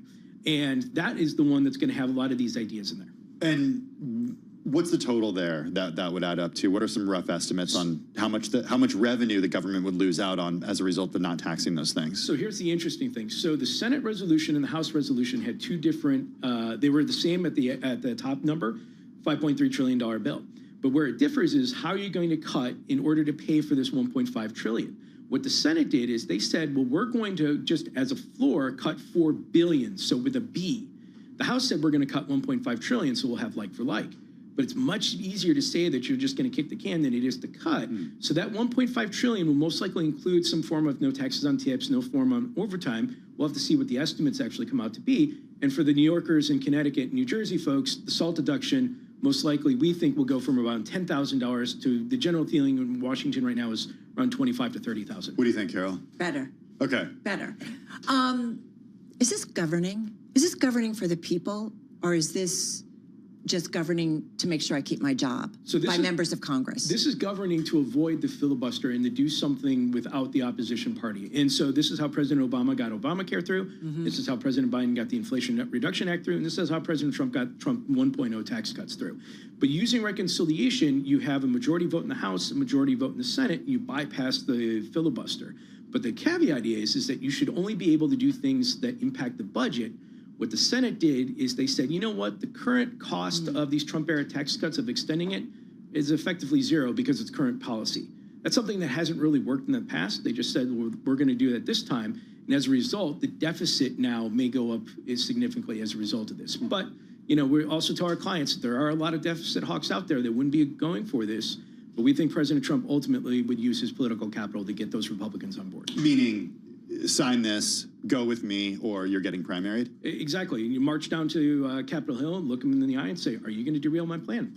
Yeah, and look, and Jordan Fabian was talking about this earlier, Carol. He only has so much political capital at this point, especially with some of the poll numbers coming in that we've seen. Is that good enough, Nathan, to keep the Republicans come the midterms? Well, I would just say here, what's the ultimate goal for the Republicans in this package? And that is to ensure that individual taxes don't go up at the end of the year. Right now, they're trying for a permanent tax cut, but nothing says that if they can't come up with a deal that maybe they say, you know what, instead of 10 years or permanent, let's just do this 4 years. So that taxes would go up under the next administration. That brings the price tag lower and then would make it much easier to pass a bill. Is it ever permanent? Well, it is for the corporate tax, right? That's what they did in the first one. That's permanent? No other administration can come in, or no other Congress can come in and change it? Well, you can obviously change it if but it's permanent and from the standpoint that there's no sunset provision. Okay, got it. I see. It's going to take legislative action to change it. When you have the pencil sharpened, when you have Excel open, and you're going through these calculations, how do you think about potentially the burden being eased on lower income Americans with some of these provisions, but then potentially the inflationary aspects of tariffs, if those indeed remain in place, because the president says, hey, this is a revenue raiser for us. We saw a lot of reports over the weekend about companies starting to add a specific line item as a result of an import tax, an import duty. Does that then hit those Americans who this would likely benefit? Yeah, you know, I just saw our restaurant analyst, Michael Halen's downstairs, and, you know, I was talking with a bunch of our consumer analysts a few minutes ago, and the question that we have from this package is, Commerce Secretary Howard Lutnick likes to say that it's stimulating, but if you're spending the bulk of this extending current policy, where's the stimulus? Yeah. So when it comes to retail in particular, you know, there's a lot of our analysts are looking at this and they're just saying, look, you know, spending is still somewhat strong from now, but what happens if we get supply chain shortages in a few weeks? There's a lot of different questions here, but ultimately the question is, can the consumer continue to spend as they're spending today? And a lot of our analysts aren't exactly sure that can happen. What do you hear from the investor base and you know, various corporate base? You are a policy expert, analyst, in terms of trying to figure out what the next, I don't know, 100 days or next 6 months are for a Trump White House? So the first question is obviously on the tariffs. The number one question we get is, when are these exceptions, or when is President Trump going to, quote unquote, back down on tariffs? And what we tell our clients is that, like, look, within the next 3 to 4 weeks, President Trump, Bloomberg News reported this over the weekend, that President Trump is going to announce deals within, quote, 3 to 4 weeks. But Treasury Secretary Scott Bessent isn't going to wait that long. He's feeling the pressure. And so you are going to see, I think, later this week or beginning of next week, quote unquote, understandings or memorandums. I think essentially, it's like 3 to 4 page bullet points rather than an actual deal. So obviously that could happen. China too? Well, I don't know if on China, but they're negotiating with 70 countries. And the idea from the Treasury Department that we've learned is that this isn't so much of a U.S.-China negotiation, but rather, they've been saying India potentially could be the first one, South Korea, Japan. So you have this tariff argument that's going, or this tariff debate that's taking place with, I don't want to say the ultimate answer, but at least some more clarity. But then the Republicans on the House are trying to get this tax extension bill. They want to get it done by Memorial Day. We don't think that can happen. I think it's going to happen during my vacation in late July, but more likely than not, because the debt ceiling is included, I think they will get it done before the mid-July. I hope for your sake it doesn't happen on your vacation. Nathan, I want to go back to something that you said about stimulative effects or potential stimulative effects of this bill. There's this narrative that has emerged in recent weeks, given the challenges that that analysts are saying the economy faces as a result of this tariff policy, that there needs to be some sort of stimulus to the economy, and they're saying it's all about the tax bill. They're using this as a way to say, okay, we got to get this tax bill through because that is what's going to push the economy. You just spoke to the folks on the retail side. Is that indeed the case? Can it be stimulative in its current iteration? Well, I mean, when you're essentially extending current policy, I think the stimulation from yesterday's taxes to tomorrow's tariffs and taxes, you're not going to see much change in the way of current taxes. Then you're going to see this no taxes on tip, no taxes on overtime, potentially this tax cut that President Trump's talking about. Is that enough that really gets the market going? We're not exactly sure that's the case. But I will say is that, Republicans, there's no other option here. If they don't pass this, there's really no other bills out there that people are talking about between now and the midterm elections that are going to try and address this. Even bills to try and claw back authority from President Trump on tariffs. Just the White House just this morning put out a veto threat on a resolution that's going to come in the Senate later this week. So this is it. Democrats? Well, the Democrats are messaging for 2026. I mean, they don't have the power at the moment. And then when you're the party in minority, you essentially have to prepare for tomorrow. Unbelievable. Interesting times, no doubt about it. Nathan, so great to have you here in studio. Thank you. Thank you. Appreciate it. Bloomberg Intelligence Senior Policy Analyst Nathan Dean joining us right here in our New York studio. All right, everybody, you're pretty well briefed, really well briefed when it comes to everything in D.C. We're going to get to, coming up next, the Russia-Ukraine war and talk a little bit about that. In the meantime, taking a look at markets, the S&P 500 down about 0.5 percentage point. The NASDAQ Composite down about 0.8%. The Dow flat, but in the red, down about 0.1%. Yeah, it's almost like we're waiting for some big earnings. We are this week. Yeah. And we've also got some big economic news coming our way as well, culminating in that monthly jobs report on Friday. Right now, S&P, you've got about 227 names gaining in the Monday session. You've got 276 to the downside. So, yeah, interesting trade. Waiting for a lot of news this week. You are listening and watching Bloomberg Business Week Daily.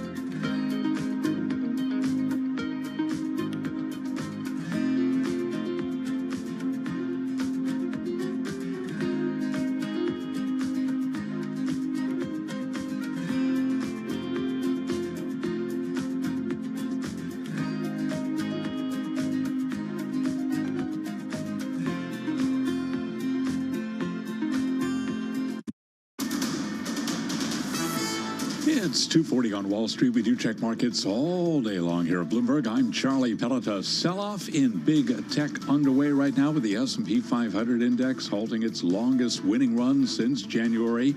The Dow, the S&P, NASDAQ 100 index will throw in the Russell 2000, all very much in the red, with the S&P off session lows but still down 21, 55.04. That is a drop of 0.4%. Dow Industrials now down 26, a loss of just under 0.1%. NASDAQ is down 115, down 0.7%. The Russell 2000 index of small cap shares down 0.3%.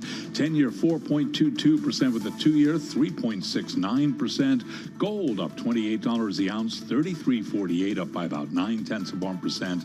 And West Texas Intermediate crude 62.02 a barrel, lower now by 1.6%. Airbus has agreed to take over some assets and sites from Spirit Aerosystems Holdings, clearing the way for the struggling U.S. aerospace supplier to be acquired back by its former parent, Boeing. ADRs of Airbus today, they are trading higher, up now by roughly 2.8%. Boeing shares up by 2.2%. For on-demand news 24 hours a day, subscribe to Bloomberg News Now, wherever you get your podcasts. I'm Charlie Pellet. That is a Bloomberg Business Flash. All right, so there's a pretty interesting story on the Bloomberg terminal and at Bloomberg.com. Basically, Bloomberg News used a large language model to scan more than 300 of President Trump's public comments between August of 2024 mid-March, as well as more than 3,000 social media posts from the president and members of his administration since the start of 2025. Basically, this technique allows for comparing meaning across large volumes of text, even if the specific wording differs. Now, the results, they were reviewed by our reporters, and what they showed was a correlation between Trump administration contacts with Vladimir Putin and subsequent comments that echoed the Russian leader's own positions on subjects including the occupation, Kyiv's goal of joining NATO, and Ukrainian President Volodymyr Zelensky's political legitimacy. Now, the net, President Trump's views on the war in Ukraine, Tim, increasingly aligned with the Kremlin. And that, despite most recently President Trump seeming to be more critical of Russia and Putin. For some thoughts on this and where the war goes next, back with us is Dr. Angela Stench. She's senior fellow at the Brookings Institution, also a former national intelligence officer for Russia and Eurasia at the National Intelligence Council. She also served in the Office of Policy Planning at the U.S. Department of State. She's the author of the book, came out in 2019, Putin's World, Russia Against the West and with the Rest. She joins us from Washington, D.C. Dr. Stench, good to have you along with us. It's been a little bit since we talked to you. How would you characterize the way that the president has been speaking and acting with regard to Russia's invasion of Ukraine? Would you agree with the LLM analysis that has found that there is a correlation between Trump administration contacts with Putin and subsequent comments that echoed Putin's own positions on subject related to the war?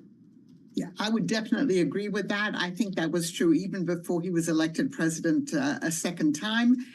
Certainly, Steve Witkoff, every time that the chief negotiator, every time he's met with Putin, has come out and essentially repeated the Russian version of all events. And President Trump has most of the time, too. You occasionally get instances like on Saturday, after he met with President Zelensky, when he was critical of Russia for its continued bombing and killing of Ukrainian civilians, particularly since these negotiations have begun. But I think his view of the world, his view of the conflict, echoes Putin. Blaming NATO, he of course also blames Presidents Obama and Biden, and then essentially saying that Crimea has always been Russian, which of course is not true, and then repeating that the Ukrainians will have to recognize the areas that Russia has now occupied since the 22 war began as belonging to Russia. All right. So we've heard from the Secretary of State, too, I think, about the president having to make or expected maybe to kind of come to some conclusion this week when it comes to, I guess, U.S. involvement in the Russia-Ukraine war. I don't know. What are you expecting to come next here, Angela? Yeah, it's interesting. The Financial Times just had a story saying that Europeans are now increasingly worried that, in fact, President Trump will say, this is too difficult. I've tried. It's over. And he'll turn his attention to something else. I think it's possible. The messages that we've heard both from President Trump himself and from Secretary Rubio do indicate that some kind of decision is going to be made this week. I don't know whether it's tied to the first 100 days. But I think we just have to keep remembering that there are two sets of negotiations going on, and that even if President Trump says he's not interested anymore in trying to end the war or negotiate, it's too hard, the restoration and improvement of U.S.-Russian relations will probably go ahead. And of course, that's what Putin really wants. Well, explain that. How is he leveraging Russia's invasion of Ukraine to improve relations between the U.S. and Russia? Well, I think that from the beginning, as soon as President Trump was inaugurated the second time, he indicated that he wanted to restore relations with Russia, that he wanted to end the sanctions, that he wanted to work on maybe another strategic nuclear arms agreement with President Putin. So I think those things have always been separate in President Trump's mind, and they've certainly been separate in President Putin's mind and the people around him. Because even though Putin has now announced, a 3-day ceasefire from March 8th to March 11th, I believe it is, we have no idea whether that will happen. But the very next day, his foreign minister in an interview with CBS repeated all the maximalist Russian demands, including international recognition of the annexation of these 4 territories that Russia doesn't fully control. So I think in both presidents' minds, these negotiations have been separated, and it's quite possible that the U.S. and Russia can continue to improve ties, restore the personnel at the embassy and things like that, maybe lift sanctions, go into big business deals with Russia maybe, but that the war could still go on. And the message to the Europeans from the U.S. will be, you have to take care of this.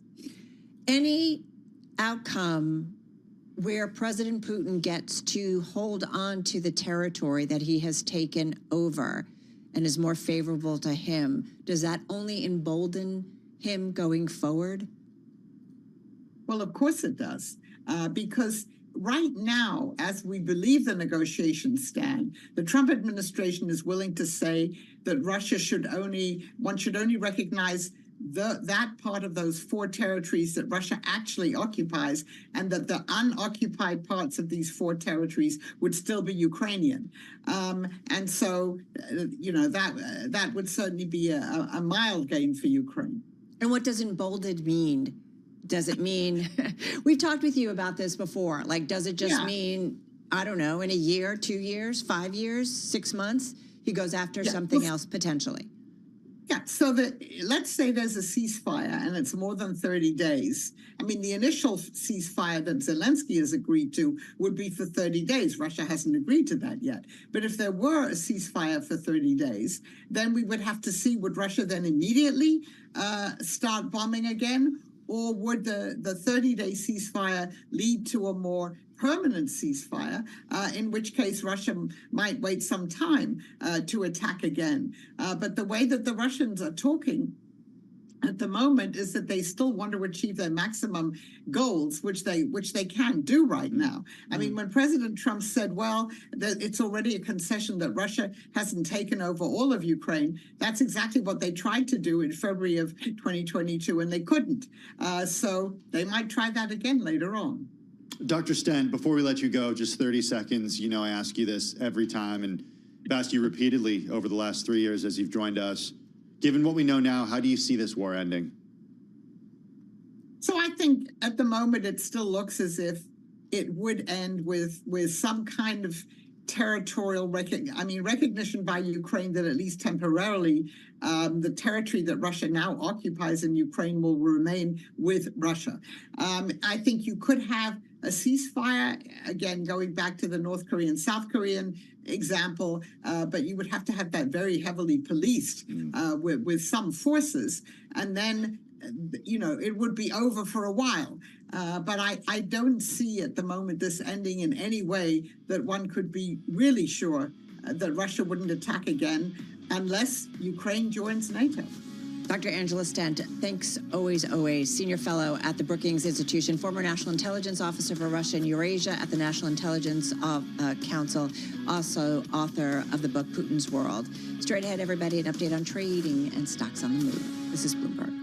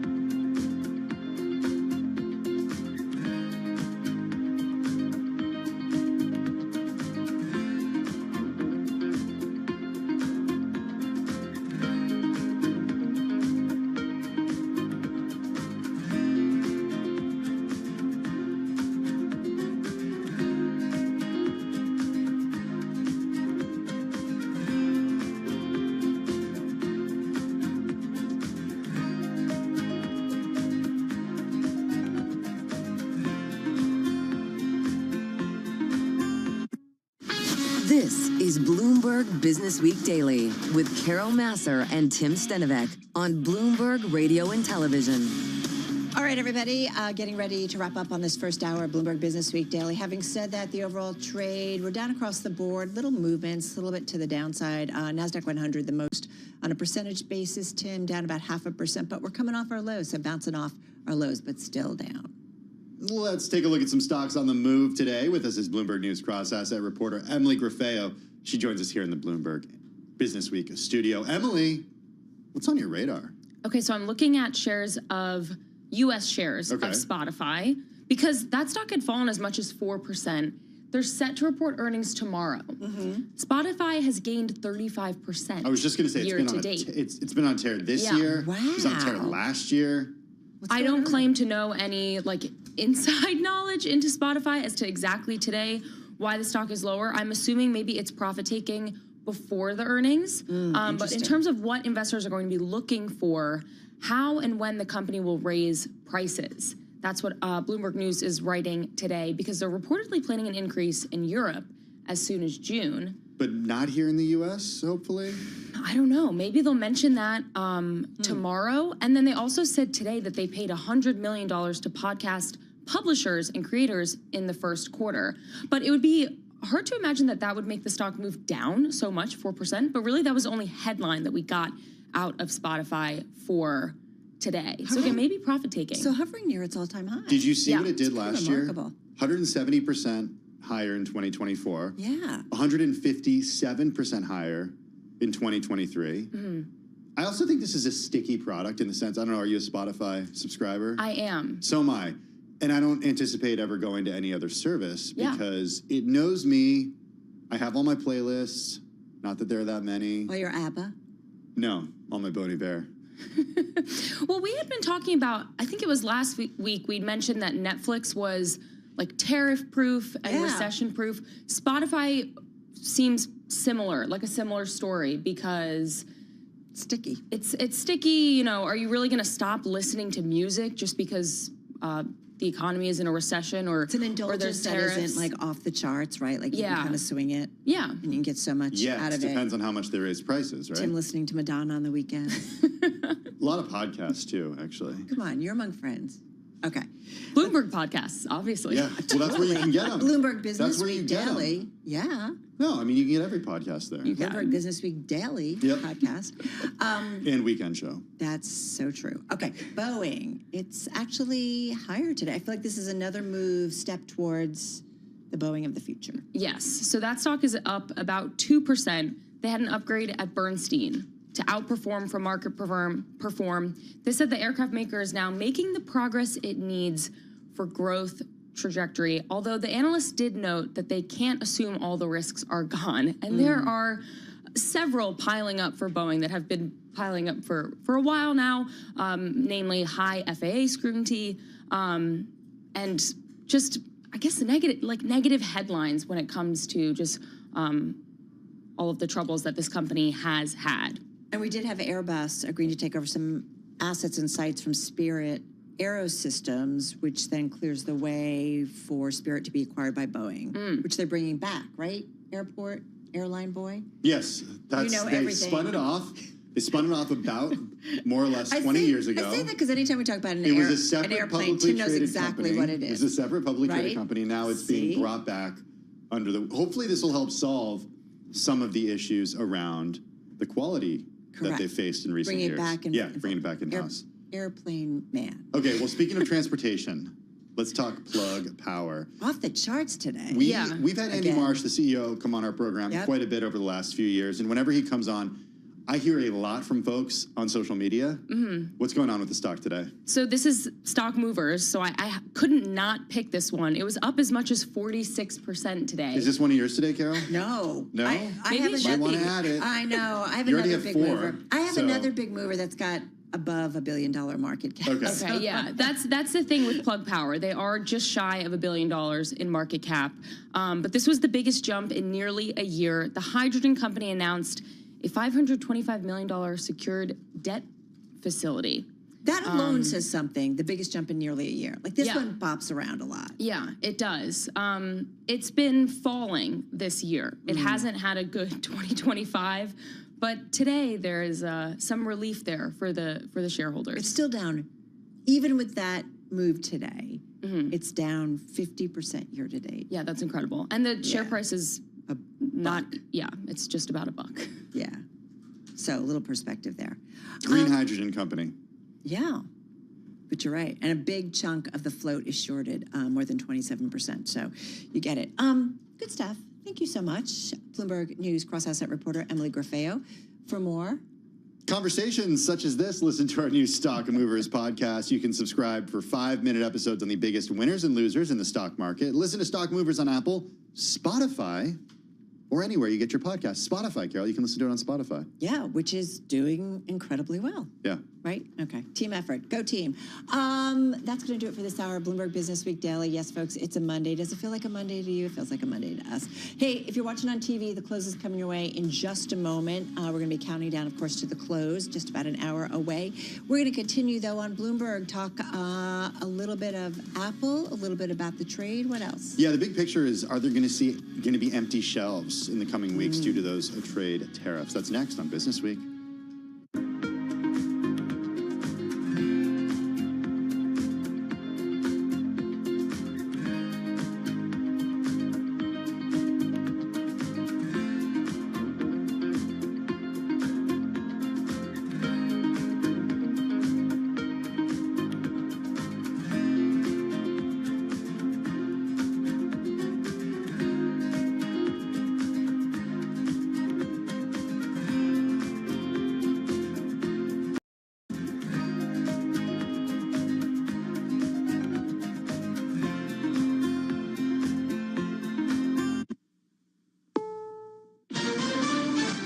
CBS News on the Hour, sponsored by O'Reilly Auto Parts. I'm Cammie McCormick. President Trump marks 100 days in office tomorrow, and his administration is focusing today on immigration. CBS's Natalie Brand at the White House. The White House's border czar says there's been around 139,000 deportations since President Trump took office. The administration has put posters on the White House North Lawn of people it's identified as unauthorized immigrants convicted of crimes. The president will sign 2 executive orders today, one on strengthening immigration enforcement and the other on sanctuary cities.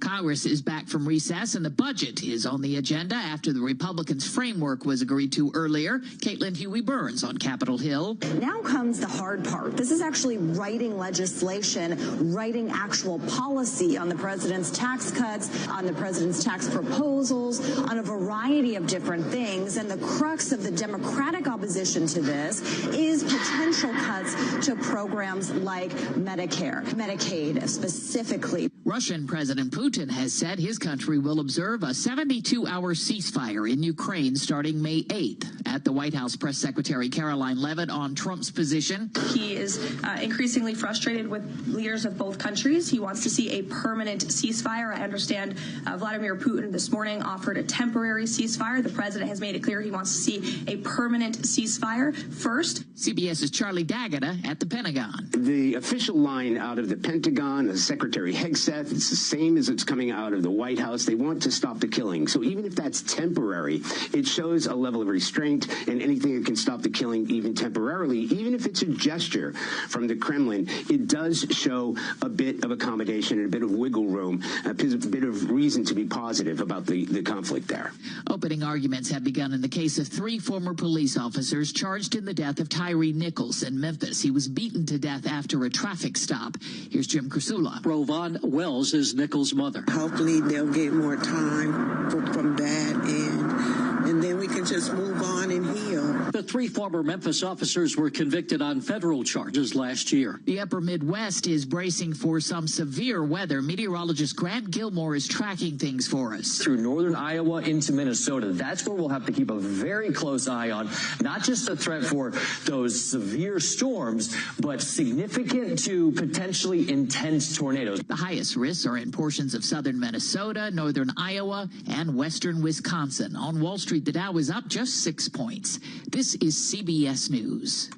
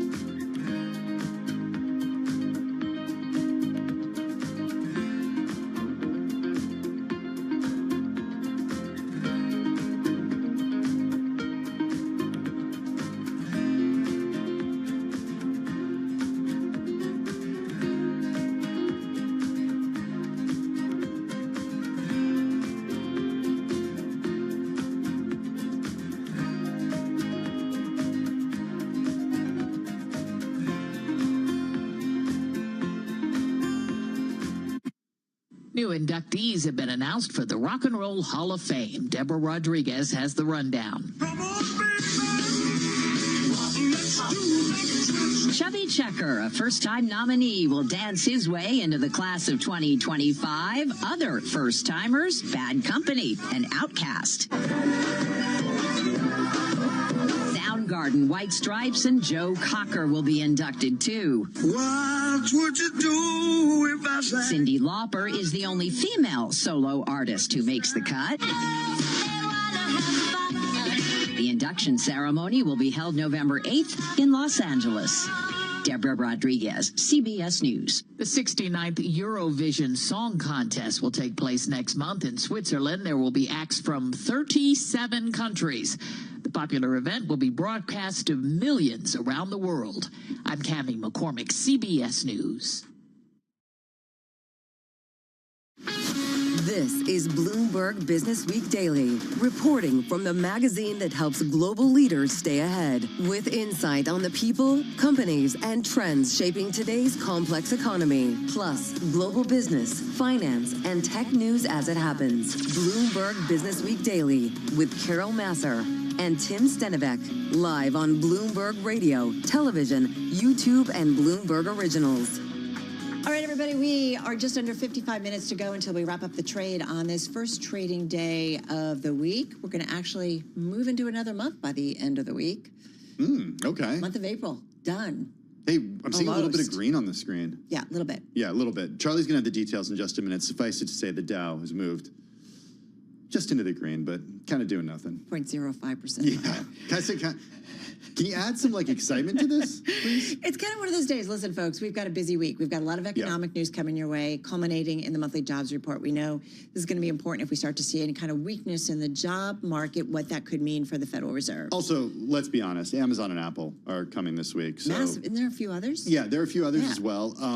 Apple, we're going to talk about with Mark Gurman a little bit later. We are. The question that a lot of people have is what is going on with the supply chain, especially in light of the tariffs that have been announced. We're going to talk to Mark all about India production of U.S.-bound iPhones. Kind of blown away. Yeah, it's going to be pretty cool. Of that shift. We'll see what happens. All right, folks, let's get you going. We're also going to talk about, tariffs and empty shelves in general, what this could all mean. So first up, let's get a check on that trade because we are kind of moving off our lows of the session. Little movements overall, though. Here's Charlie Powell. Thank you very much indeed. Bounce off the bottom with the Dow, the S&P, NASDAQ trading mixed right now. We do have the Dow, as you guys mentioned, up 28 right now, up by about 0.1%. S&P down 12, drop there of 0.2%. NASDAQ, the composite index, narrowing its loss, down 79 now, down by about 0.5%. The Bloomberg Mag 7 index with all those earnings reports this week is down 0.8%. The 10-year 4.21%, with the 2-year currently yielding 3.68%. Gold now up $30 the ounce to $33.50. That's a gain of almost 1%. A retreat for West Texas Intermediate crude down 1.6%, $62.01 a barrel. And Bitcoin up 0.2%, now at 94,540. So the Dow higher, the S&P, NASDAQ both lower. As for potential market catalysts, including the Fed, Abby Yoder is U.S. equity strategist at J.P. Morgan Chase. I think a Fed pivot at this point wouldn't necessarily be short-term positive, right? Because it would be because the Fed saw weakness. So I think really the only bullish outcome is that you see this pivot from the administration, and the market obviously seems to be sniffing that out in terms of what we're seeing from a PE perspective. We're at close to 20 times again, and again only down 2% since Liberation Day. So there is an element of that, but I do think that's where the bull case is now. Abby Yoder of J.P. Morgan Chase. Earnings coming up this week. We will be hearing from Apple, Meta, Amazon, and Microsoft. Apple up 0.5%. Meta Platforms up 0.4%. Amazon right now down 1.1%. Microsoft also reporting this week down by 1.1%. After the close of trading today, Cadence Design Systems and Rambus. I'm Charlie Pellet. That is a Bloomberg Business Flash. Thanks so much for that update, Charlie. Do appreciate it. You got the numbers from Charlie just now, worth repeating. The Dow now up about 0.1%. The S&P 500 off the worst levels of the day, down 0.2%. Let's get into it with Eric Weiner, senior editor of Equities Americas for Bloomberg News. He joins us from just outside New York City. Eric, on a day like today where we've seen so much volume in recent weeks, it kind of feels like everybody's on vacation, or maybe they're just waiting for earnings, or dare I say, the next shoe to drop? Well, it is. The trading is extremely light. There's just really no conviction out there. There was a great note by JP Morgan's trading desk where they talked about how right now there's kind of a bias toward things going up just because there aren't that many people in the market right now. Positioning is light.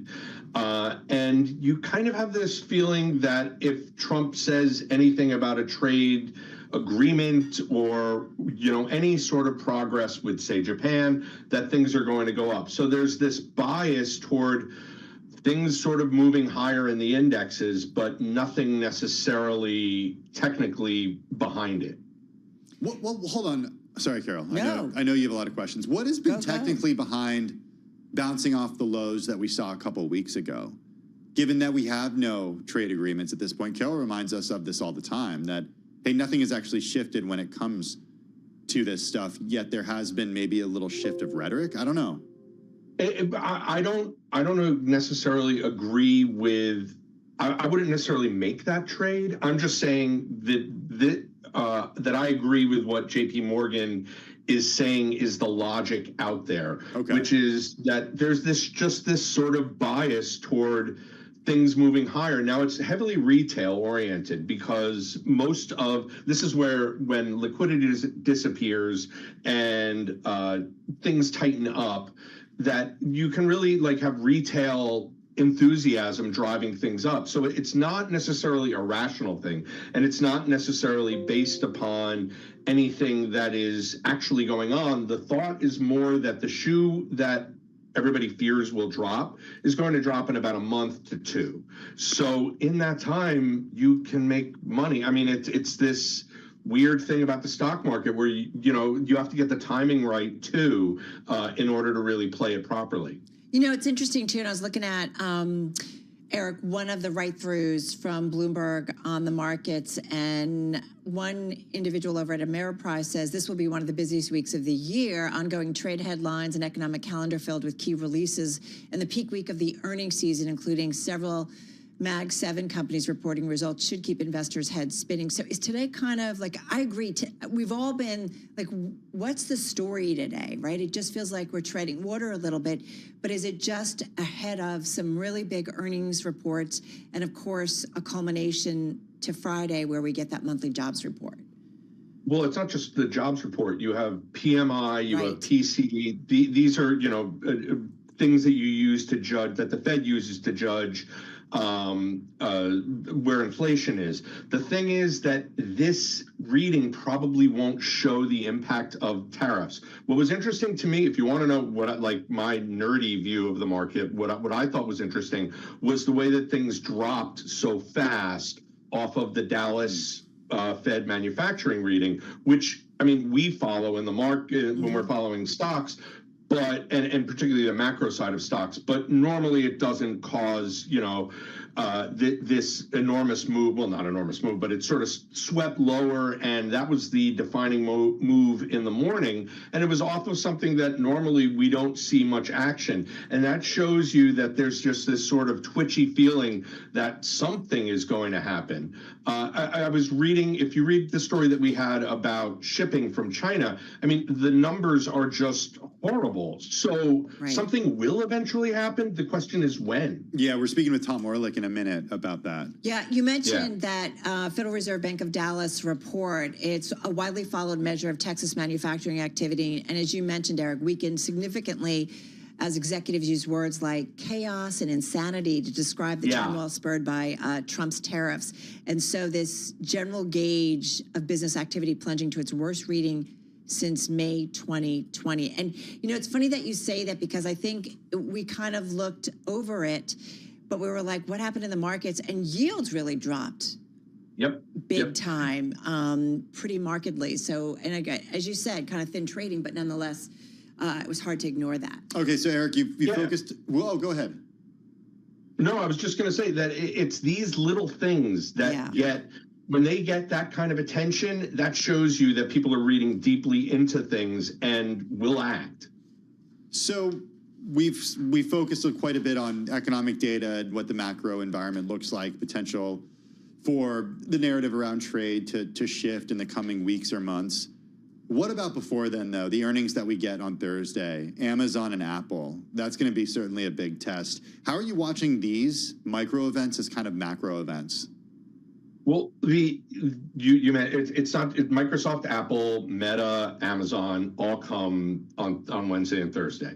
The thing is, nobody expects them to give a real outlook. Like if you look at, and that's what you need to know. This quarter's results are sort of baked into the price already. What we need to know is where things are going next quarter and on out. And the betting is that they're just not going to give any read on that because they can say there's all this uncertainty, which is entirely true, but it's not. Therefore, it won't enable you to make the bet going forward about where Microsoft is, where Meta is. It's more, they'll probably have predictions on where they're spending on AI and things that they can control, but supply chain stuff, it's going to be up in the air, and they're not going to put their finger on that and have investors call them out if they're wrong. Well, what about a company like Amazon, for example? I can imagine an analyst right now would want to know, hey, how are 145% tariffs on goods coming from China going to change prices for you in this quarter? Well, Amazon's weird because of the amount of money that they make from Amazon Web Services, and that kind of cushions the blow. When you heard the reports that like Walmart and Target are kind of freaking out about it, that's where you have pure play retailers who are either looking at one of two options. Either their shelves are going to be empty and their supplies are going to be light, or they're going to have to be charging their customers more. There's not really a good answer there. Amazon can kind of paper over it, but they have more to talk about. So it enables them to say, well, our retail sector is going to do this, web services is going to do that.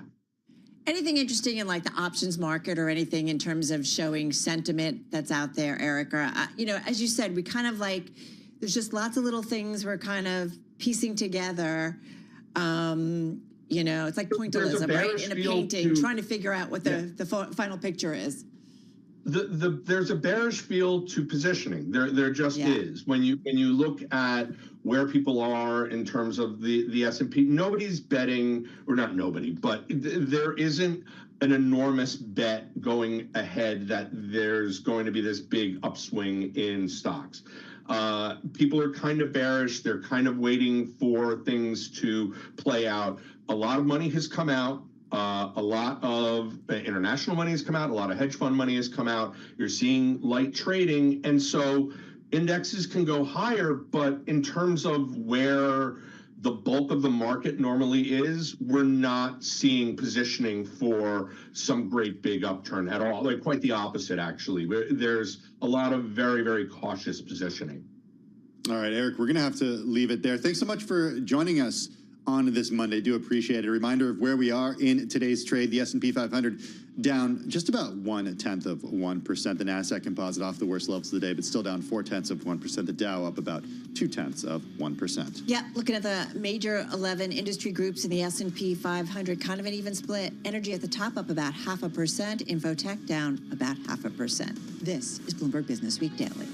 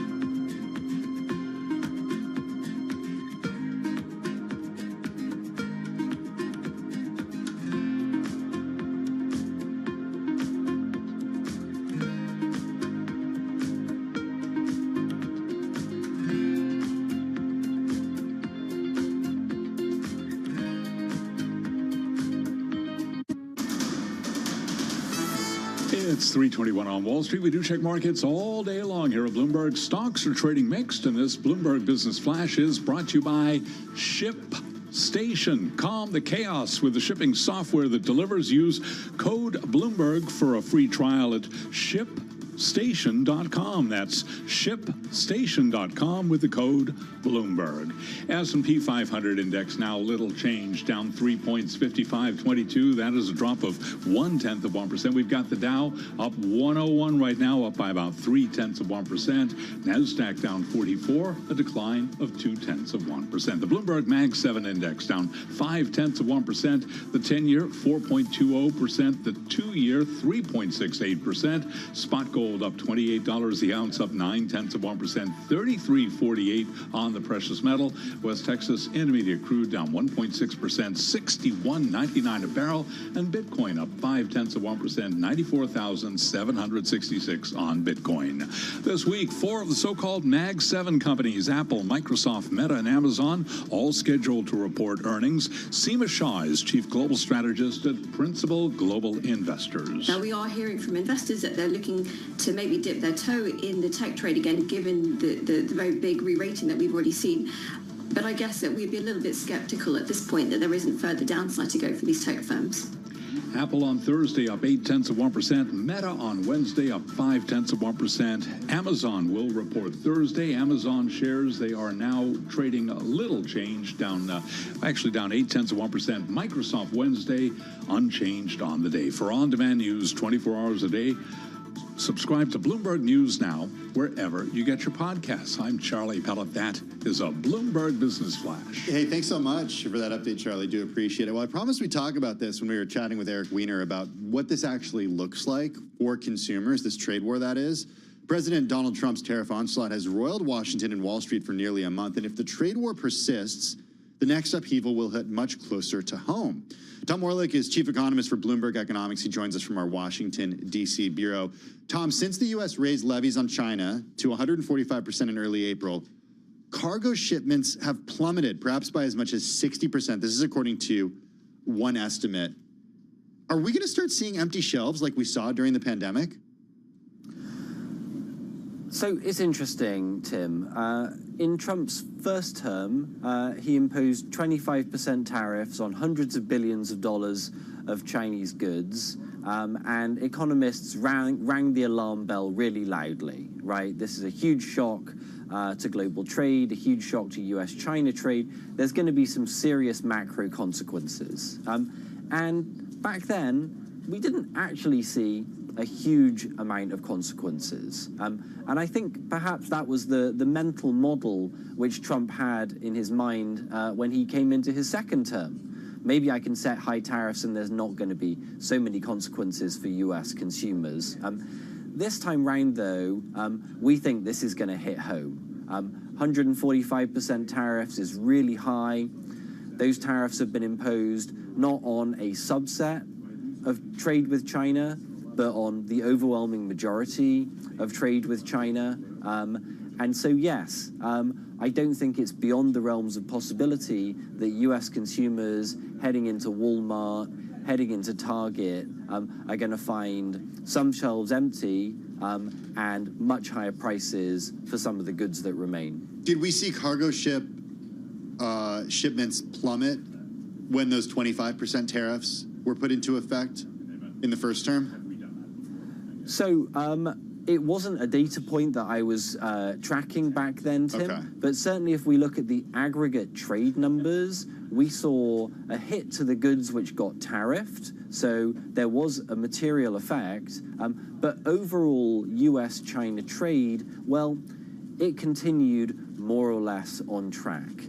So this time round, to hear that data point, 60% of cargo, a 60% drop in the number of cargo ships heading from China over to the United States, that's an alarming number.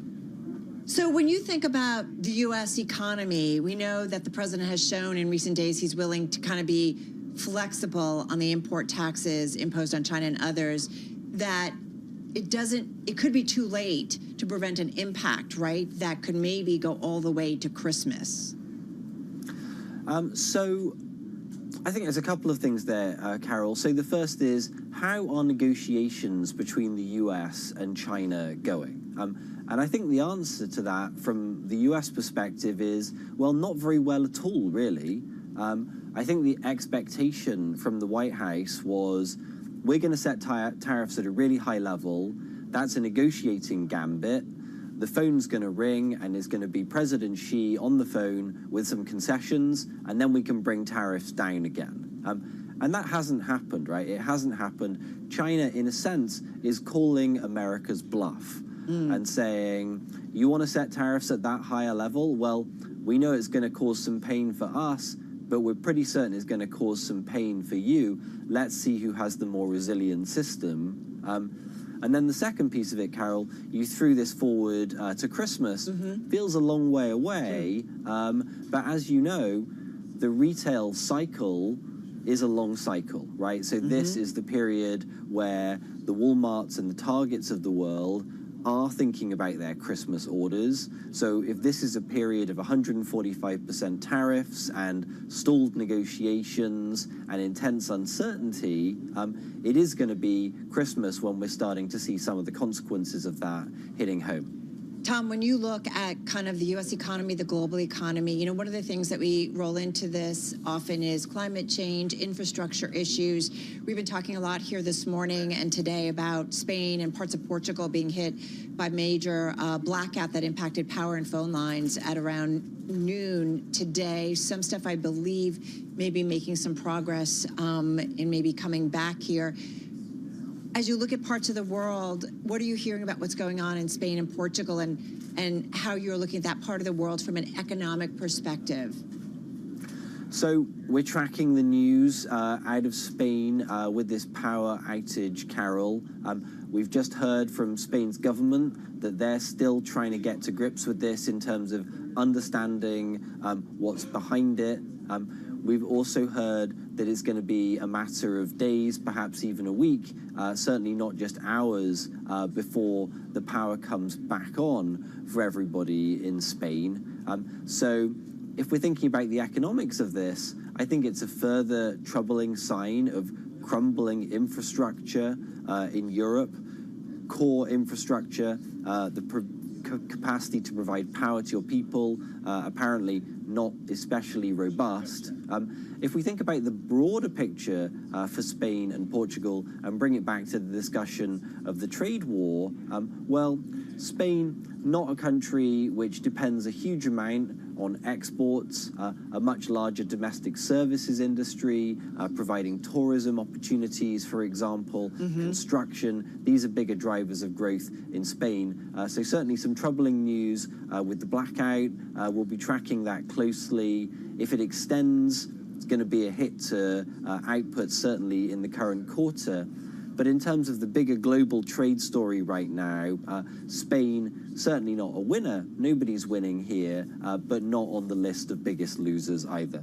Hey, Tom, just 30 seconds left. We're going to be hearing from the Commissioner for Economy and Productivity for the European Commission. What's sort of top of mind when it comes to that block in trade right now?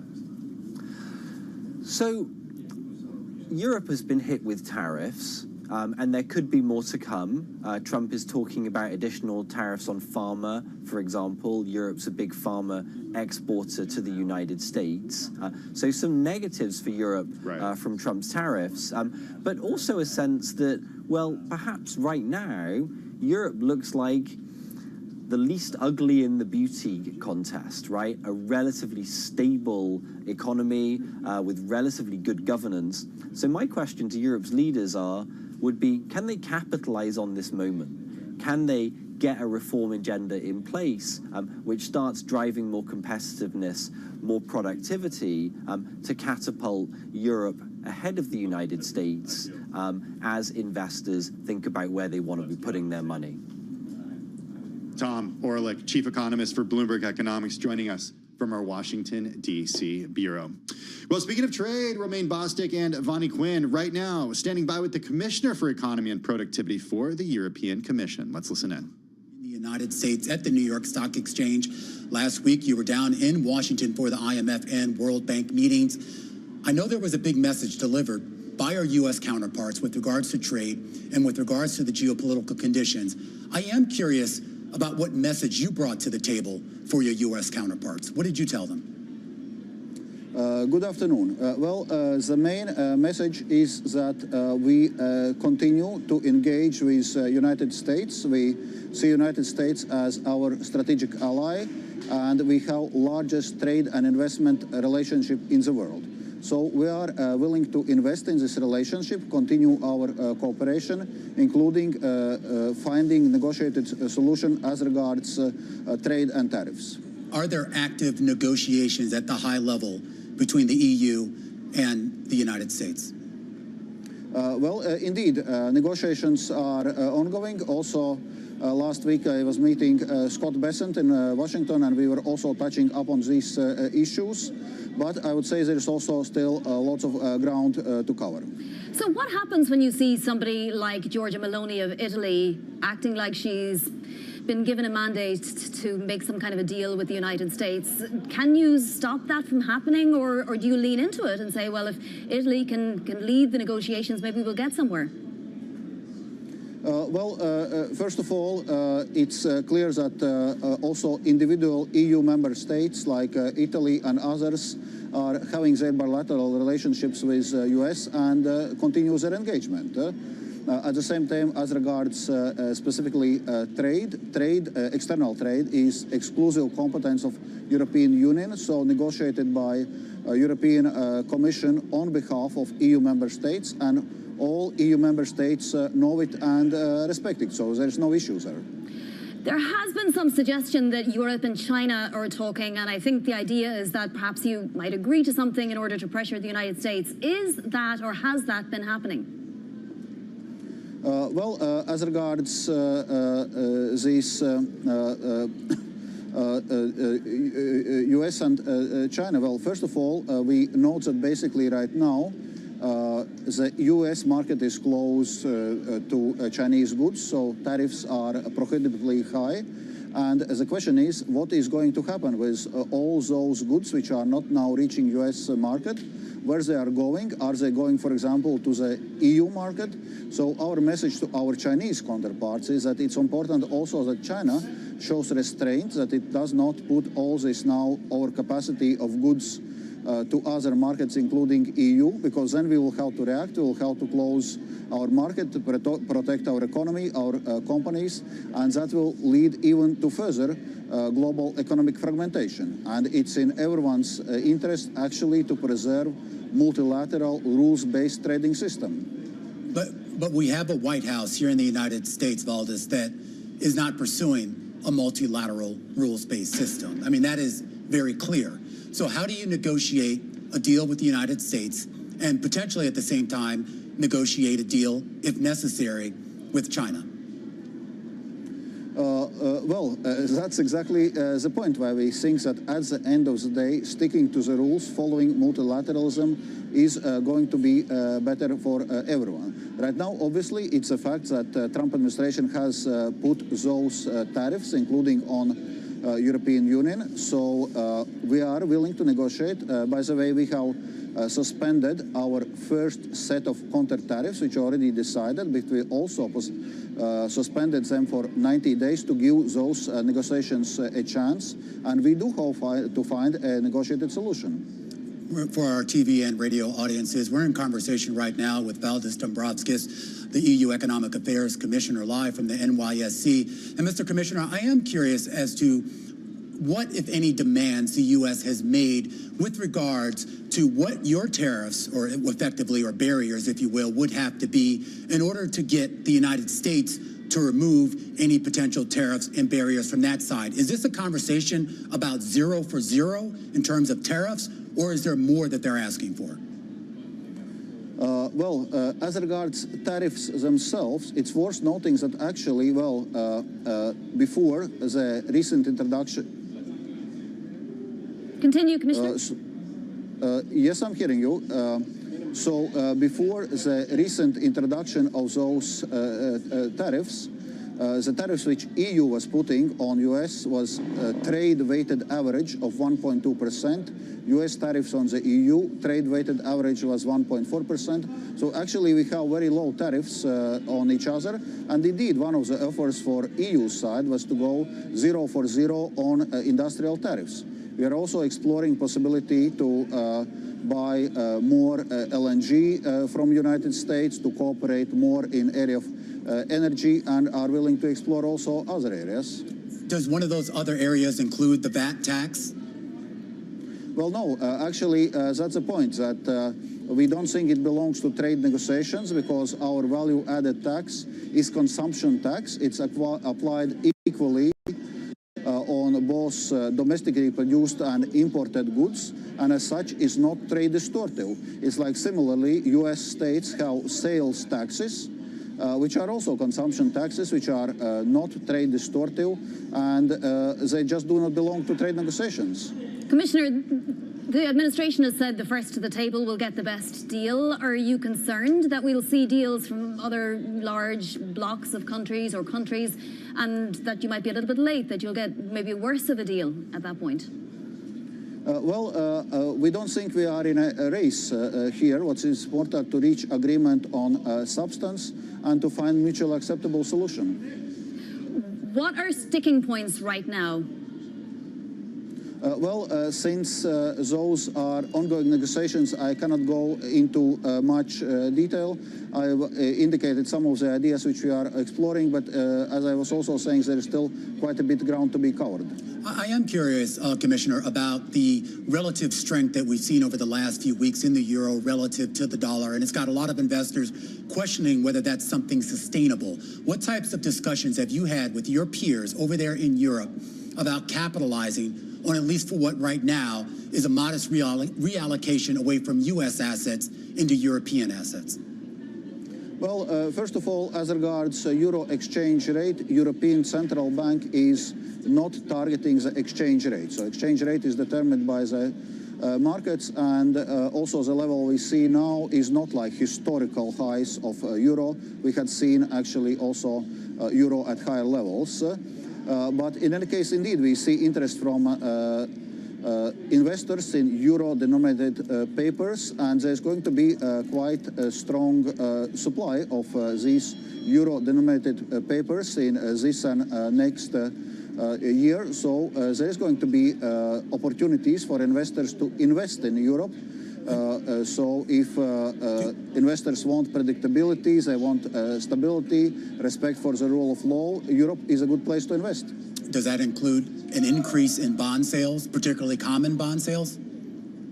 Well, actually, we have a strong pipeline of bond sales due this year and next. We have close to 300 billion euros of recovery and resilience facility bonds still. We recently proposed a new common borrowing facility, safe facility for common procurement of defense equipment for member states. It's another 150 billion euros if we talk about common borrowing, but also Germany has recently announced additional 500 billion euros package to strengthen investment in infrastructure and defense. So also other countries, so as you see, there is going to be quite substantial supply also from European side. All right, Commissioner, really appreciate you taking time for us. Valdis Dombrovskis, the Commissioner for Economy and Productivity for the European Commission.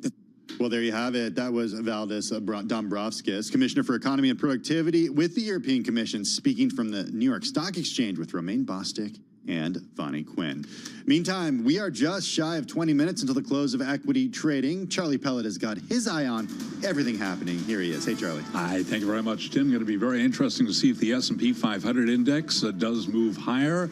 Right now, with just about 20 minutes to go, we are in the red on the S&P. Little change. That is perhaps the key takeaway, but let's head right over to the first word breaking news desk for today's afternoon call. With all the details, here he is, Bill Maloney. And good afternoon, Charlie. U.S. stocks are trading mixed right now. In quiet trade, the Dow is currently higher by 88 points. Like you said, S&Ps are a little change down 2, and NASDAQ is lower by 0.2%. The U.S. 10-year yield is at 4.21%. Gold is in the green, oil is in the red, and Bitcoin, that's higher by 0.3%. Among the main 11 S&P sectors, leaders were energy and utilities, consumer discretionary, and tech were under pressure. And leaders to the upside in the Dow, Boeing and IBM, while Amazon and Salesforce led to the downside. After earnings, Domino's Pizza rose 1%. And regarding the tariffs, Besson says it is up to China to de-escalate. Wrapping things up, F5 Networks reports after the bell.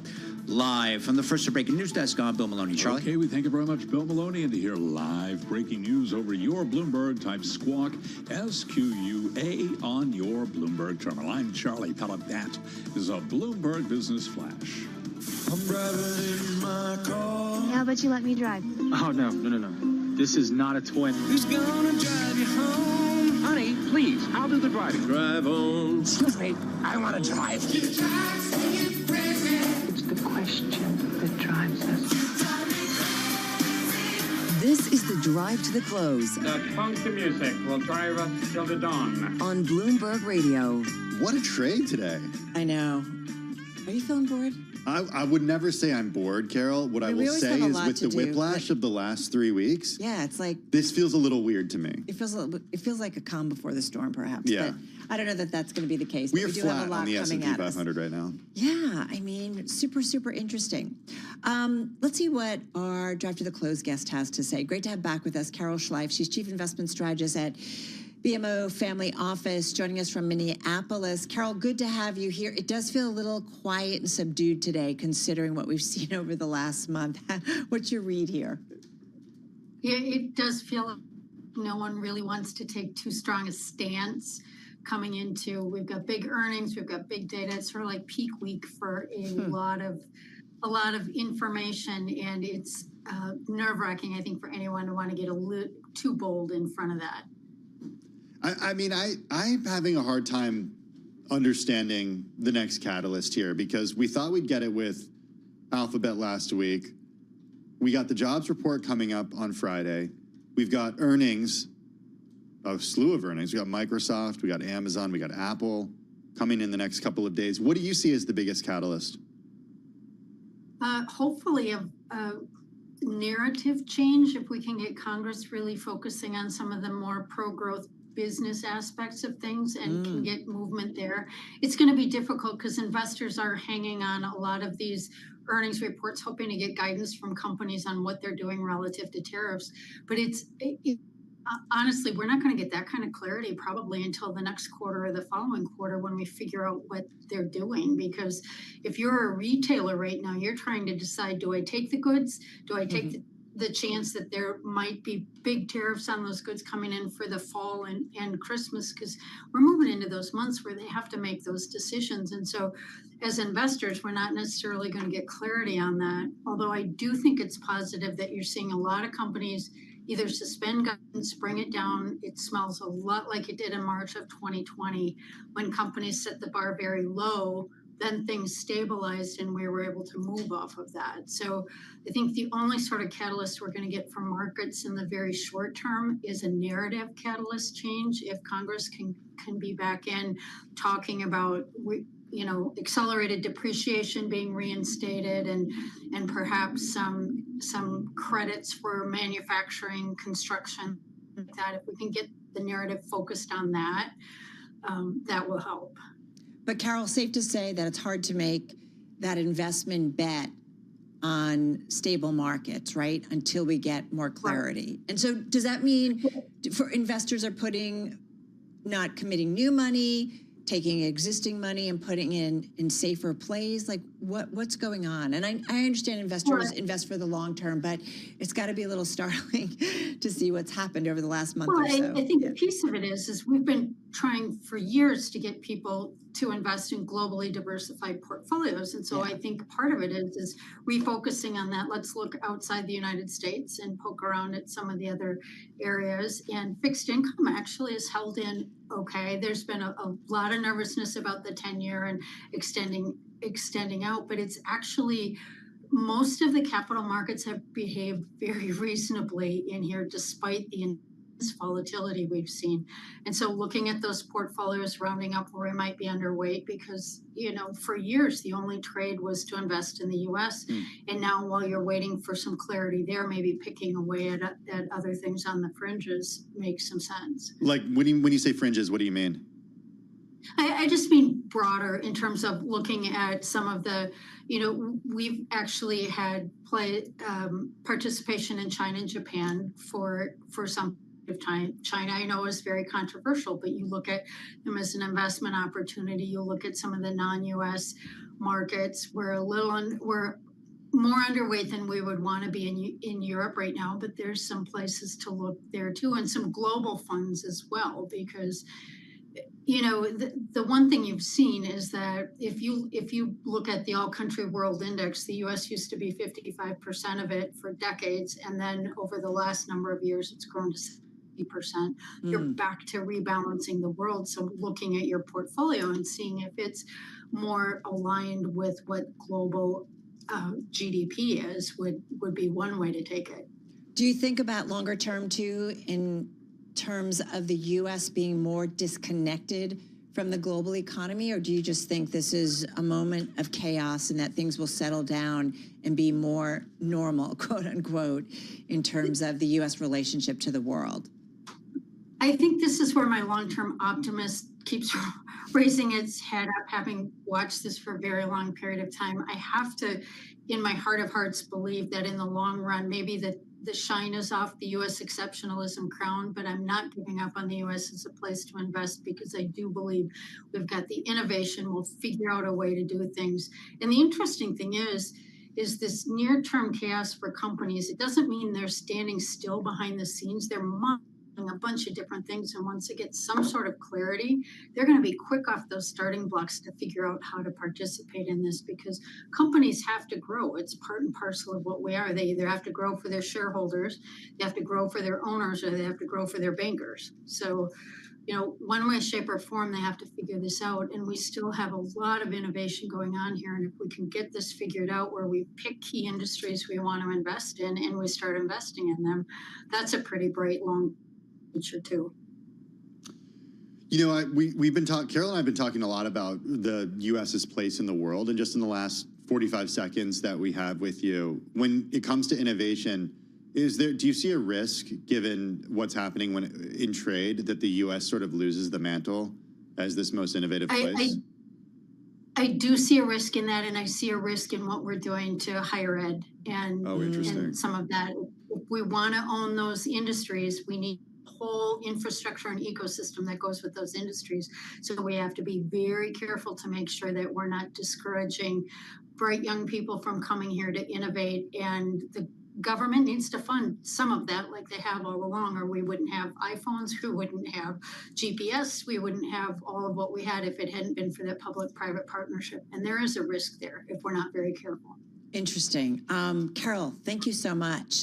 Carol Schleif, Chief Investment Strategist at BMO Family Office, joining us from Minneapolis, Minnesota, right? You think about everything that's done, and most people have said, starting a company, you can kind of do anything, do everything here, and it leads to sometimes, some major big companies that employ a lot and create a lot of activity, economic and business activity. Yeah, I mean, that's powered this economy. Exactly. Yeah. All right, something to think about on this Monday. Folks, stick around. 10 minutes to go until we wrap up the trade. This is Bloomberg.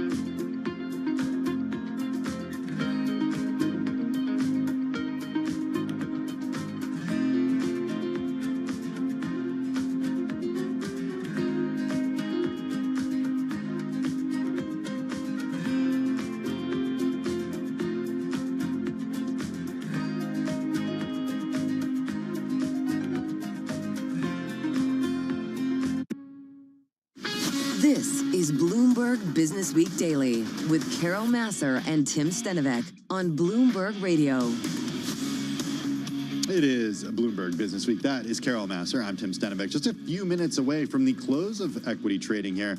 We're seeing green across the screen. The NASDAQ up 0.1%. The S&P 500 off its worst levels of the day, up close to 0.3%. The Dow up 0.5 percentage point. All right. Helps if I hit the button. Hit the button. It is so Monday. It's like I need another cup of coffee. Hey, this is the most read story on the Bloomberg in the past 60 minutes, just popping up there. And this has to do with U.S. Commerce Secretary Howard Lutnick, poised to secure what could be a large capital gains tax break. To get it, he's going to have to lock in about $54 million in paper losses as the tariff policies he's championed have hammered financial markets. The value of two of Lutnick's biggest publicly traded holdings, their brokerages BGC Group and property firm Newmark Group, fell by $54.3 million since the Senate confirmation in February. That's according to Bloomberg analysis of filings from the Office of Government Ethics released on Monday. He's promised to sell those stakes by May 20th in order to comply with conflict of interest laws. Yeah, and the latest disclosures do not include figures for Lutnick's actual gains from the sales. Federal ethics officials approved his requests for tax reprieves on more than 24 holdings, and that included his stakes in Cantor Fitzgerald LP, the Wall Street investment bank and brokerage that he has led. The Commerce Department didn't immediately respond to a request for comment. His paper losses from BGC and Newmark are even larger because he owns additional shares through Cantor Fitzgerald, which are not covered in the latest filings. Now, to get the capital gains break, he must invest the proceeds of the sales in U.S. Treasury bonds or a widely diversified exchange-traded or mutual fund. Easy. That's easy to do. Yep. That's what we have to do. Right, exactly. And he's going to face the tax bill if he sells any of those bonds or funds later. Yeah, so much of Lutnick's wealth comes from his stake in Cantor Fitzgerald, which is closely held. The certificates of divestiture do not include values for that holding. Lutnick will also get the tax break for selling his shares of NASDAQ, Walt Disney, and his trust stake in Kimberly Akimbo. It's an entity linked to the Broadway musical. So now I thought you were going to go to David Duchovny, who of X-Files fame, apparently listing a Malibu estate for $12.5 million, coming in the Wall Street Journal. Okay. Sorry, I like my real estate. You do? Yeah. So what's this home? What does this home have? Let's see. What do you get for $12.5 million in the Point Doom neighborhood? Wait, it Go also... Okay, yes, Carol Massar. There's the word caboose in this story. Yeah, because one of his favorite projects was renovating an old train car on the property in Malibu. Yeah, come on, Carol. It says he says. Is it a caboose? Yeah, it's one of the things I'm most proud of that I've ever developed in my life. He says of the caboose, which has a living and sleeping area, a dining nook, kitchen, bathroom, and even a roof deck. It's just an amazing little spot to be in. So he's now putting the caboose, those were David Duchovny's words. He's putting the caboose along with his 3-bedroom main house on the market for $12.5 million. It's about an acre. It's on the pricey Point Doom neighborhood. Yeah. And I guess what else? Deeded private access to the beach. Here's what he said, quote, spending lazy days at the beach and having this beautiful home to come back to, a 5-minute walk away. It was kind of like endless summer days. He spent about $1 million turning that guest house. How much for the caboose? Turning the caboose into a guest house. Good. Yeah. It's pretty cool. That's where he lived while he built the main house. Yeah.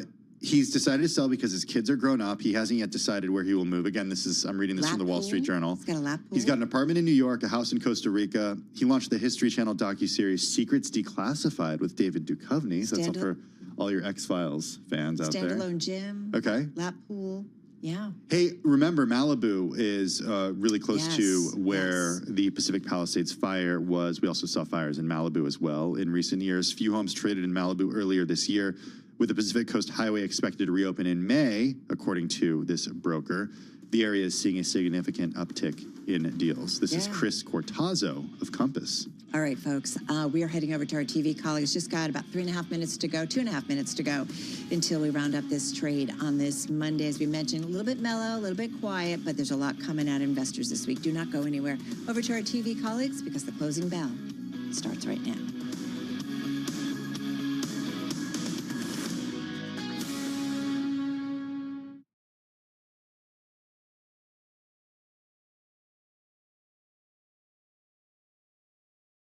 Well, a full breakdown of everything starts right now.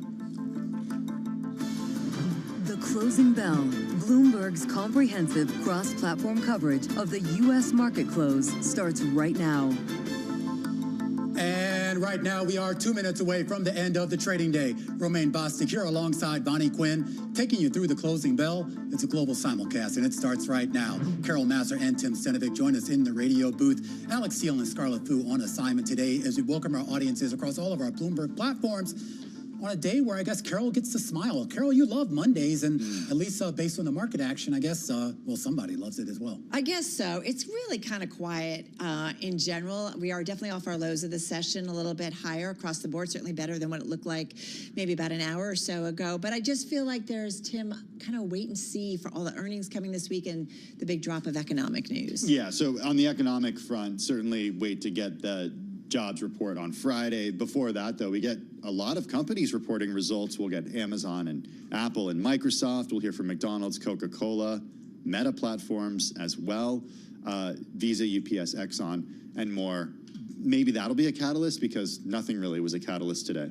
Yeah, and as Romaine mentioned earlier, analysts have not really been bringing down their estimates, at least for this quarter. They're still expecting profit growth of, 15% on average for the whole year 2025. I suppose other questions will be, what will they say in terms of their CapEx spending? Will they double down on what they've already promised, or will they be reining it in just a little bit? I think, too, I just sort of advise all the folks who have a Bloomberg terminal, Gina Martin-Adams, who runs our equity strategy team, she had a great note out kind of previewing this earnings season and really talked about where analyst estimates were, and she talked about how they had come down for a lot of the main sectors in the S&P with one big exception, and that was in the tech space. In fact, those estimates still relatively elevated given the big sell-off, and that could be a gap that has to be narrowed, either to the upside with earnings coming in better than expected or to the downside with prices dropping further. On this Monday afternoon, pretty much unchanged across the board, but a big turnaround from where we were earlier in the session when stocks were deep in the red. The Dow Jones Industrial Average closing higher by 114 points, or 0.3%. The S&P higher by 3 points, or roughly about 0.1% on the day. The NASDAQ lower by 17 points, or 0.1%. And the Russell 2000 adding about 8 points, or 0.4%. All right, to the S&P 500 I go. More names in the index, ultimately higher by the closing bell here. About 334 names in the S&P 500, Vonnie, higher. You got about 168 to the downside. Yeah, it's really interesting because earlier, really, the only green we had on the screen was maybe energy or maybe utilities at one point in the day. Now you're seeing a lot of sectors did manage to crawl back into the green, including utilities, the best performing sector, real estate, energy, healthcare. But again, you have those laggards and you have to wonder if they won't have an outsized effect on the market this week, and that's information technology and the likes of consumer stocks. All right, feeling a little greedy, so I've got about 4 names I'm going to go through in terms of gainers. Boeing among them, up about 2.4% at the close. As you know, Airbus agreeing to take over some assets and sites from Spirit Aerosystems. So this essentially clears the way then for Spirit to be acquired by Boeing. We know that that was the plan, Boeing to bring back Spirit to the fold. I should point out Bernstein also upgraded Boeing to outperform, noting that the aircraft maker is now, quote, making the progress it needed for the growth trajectory. So Wall Street analysts weighing in as well. On holding, up about 3.4%. Citi raised the sneaker maker to buy from neutral, saying it's among the best positioned brands to navigate the current uncertain environment and pass on higher costs to consumers if needed. So a standout there. Peloton up more than 5%. Truist Securities upgraded the company to buy, saying the stock is finally nearing a point where the company's improving fundamentals should support a recovery in shares. Keep in mind, stock is down about 25% year to date, but down 96% from its all-time high back in January of 2021. And for something, you want to do some earnings? Yeah, let's get to some earnings here. Cadence Designs, of course, a software company that's basically used by the chip equipment sector here, reporting revenue in the most recent quarter that came in line with estimates, $1.24 billion. Adjusted EPS did beat $1.57. The street on average was looking for $1.50. And get this, the company actually says it's going to raise its 2025 revenue and EPS outlook. It says revenue will now be in a range of $5.15 to $5.23 billion. Now, that's only slightly above what the street was looking for. Like, we're talking like a few $100,000 here. The EPS, 6.73 to 6.83. The street was looking for 6.65 to 6.75. So I guess a modest vote of confidence here, both in terms of the quarter that just passed and the year up ahead, Carol and Tim. the company actually raising its guidance. I think that's kind of interesting. Made me look at the supply chain function on the Bloomberg. So Huawei, IBM, LG Electronics, you know, some of its biggest customers. So it makes you wonder, okay, maybe there's some demand for their products and maybe what it says about those businesses. Hey, one last gainer I just want to get to. Ticker is CGON, CG Oncology, and it's about a $2.2 billion market cap cancer drug developer, soaring today, up 25%. Company came out and gave some data for a late-stage trial of its experimental therapy for bladder cancer. So some upbeat news there, and so that one was soaring in today's session. Tim, what do you got? I got some stocks that were in the red today. I do want to start with shares of NVIDIA. They fell today by 2%, but they were down as much as 4.5% earlier in the session. They were under pressure after this story in the Wall Street Journal that Huawei is getting ready to test a new and powerful AI processor to rival NVIDIA's. We're going to be speaking with Kunjan Sabani just a little bit about what that looks like in just a few minutes. Also on our Markets Live blog, kind of a cautious sign they note at the start of a busy week when 4 of the Mag 7 are set to report earnings. Spotify shares down today by 3.7%. The company, though, has been on an absolute tear. They do report earnings tomorrow. This year, shares are up more than 30%. Last year, they were up 170%. The year before that, up 150%. We did learn today that Spotify paid out more than $100 million to podcast publishers and podcasters worldwide in the first quarter of 2025. But keep an eye out for those earnings to cross tomorrow before the bell. And finally, Roper Technologies industrial manufacturing fell today by 1%. This after the company reported first quarter results and gave an outlook for adjusted second quarter earnings that came in below expectations.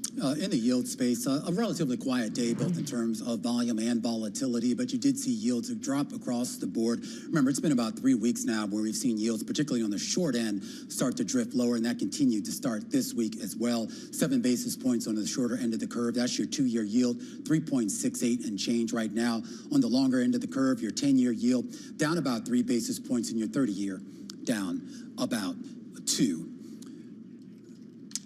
All right, guys, let's get to some of the individual stories that kind of caught our attention today. And what caught your attention, Carol? I don't know about you guys, and I don't know about you, Romaine, if you've been playing around with ChatGPT, but Tim and I are kind of obsessed and playing around with it. And apparently OpenAI is going to let users actually go shopping with ChatGPT, kind of a head-on challenge to Google. It's a limited number of categories, but they're going to start letting us all play around. Like so you can...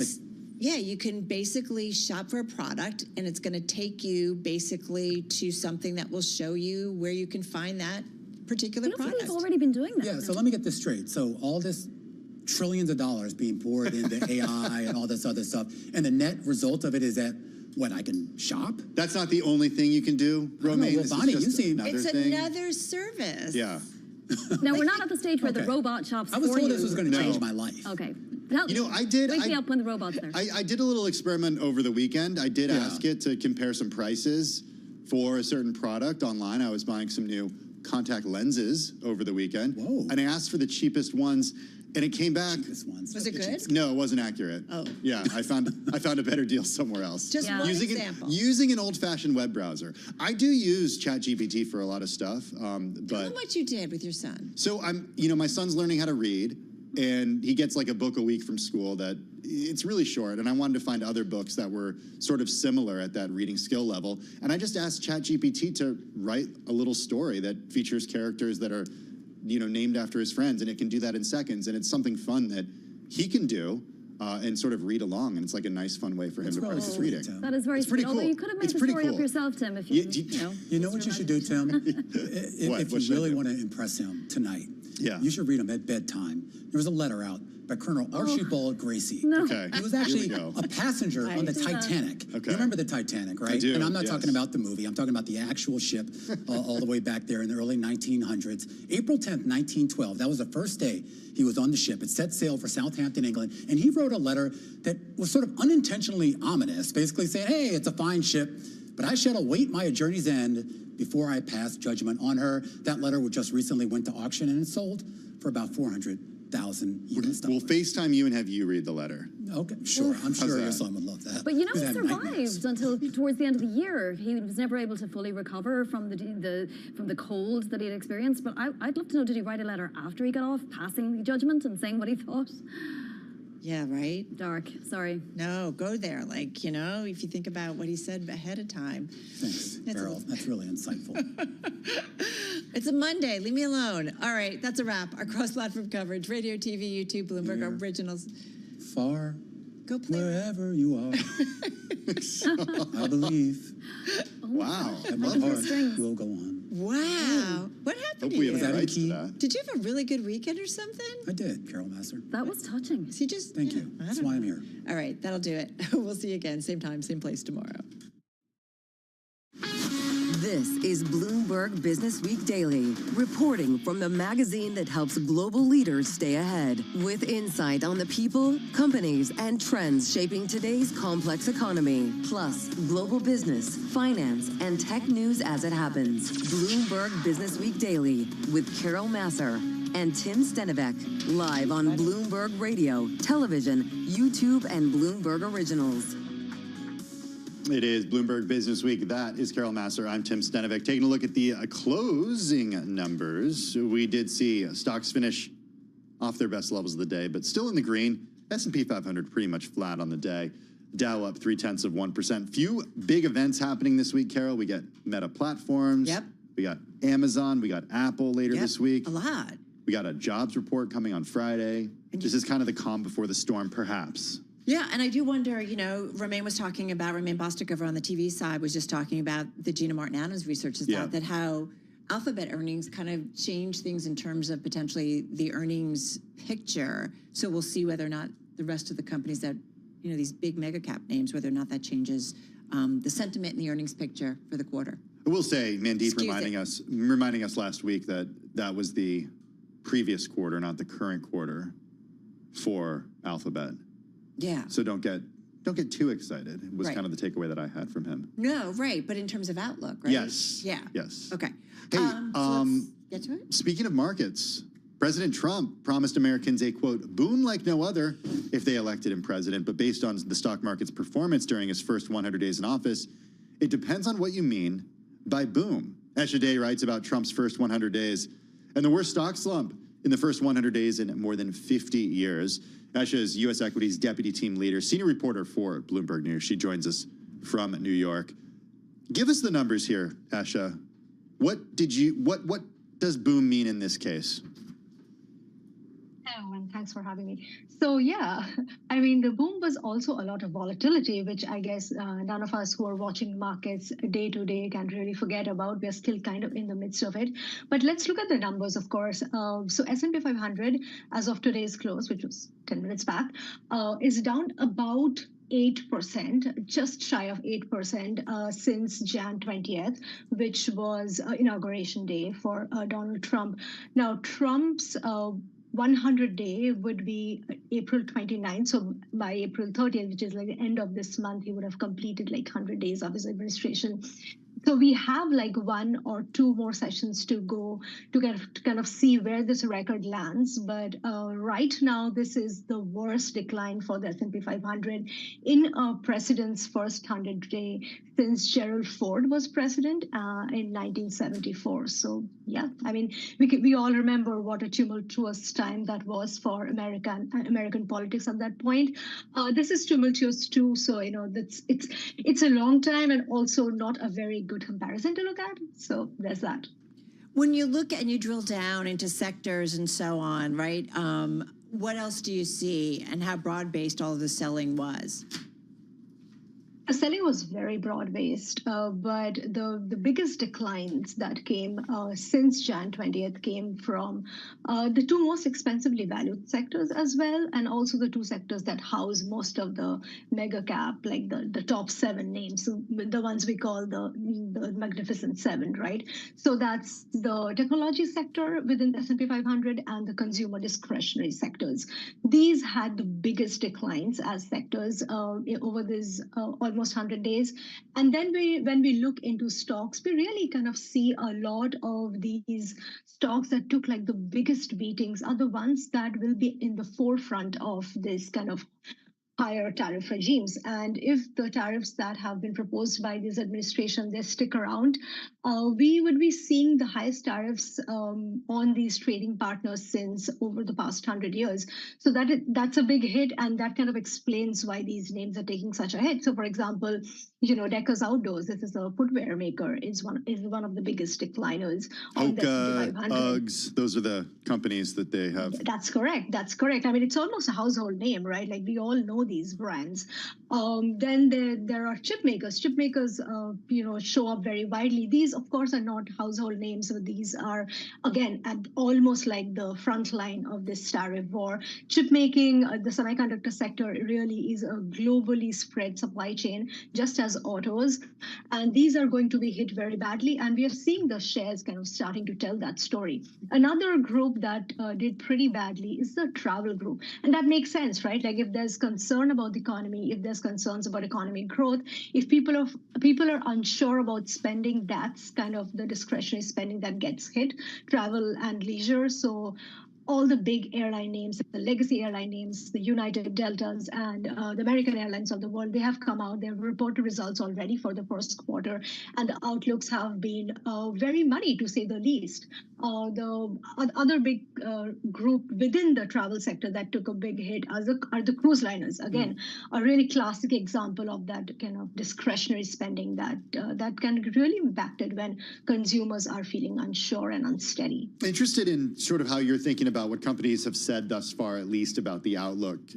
Carol mentioned this note from Gina Martin Adams a little earlier today. Esha, there are those out there who say this is short-term pain for a stronger America longer term. That's what the administration would say if a member of the administration were sitting here right now. Is that what you're hearing from companies, that this could be a minor speed bump, or is this are they worried about something bigger?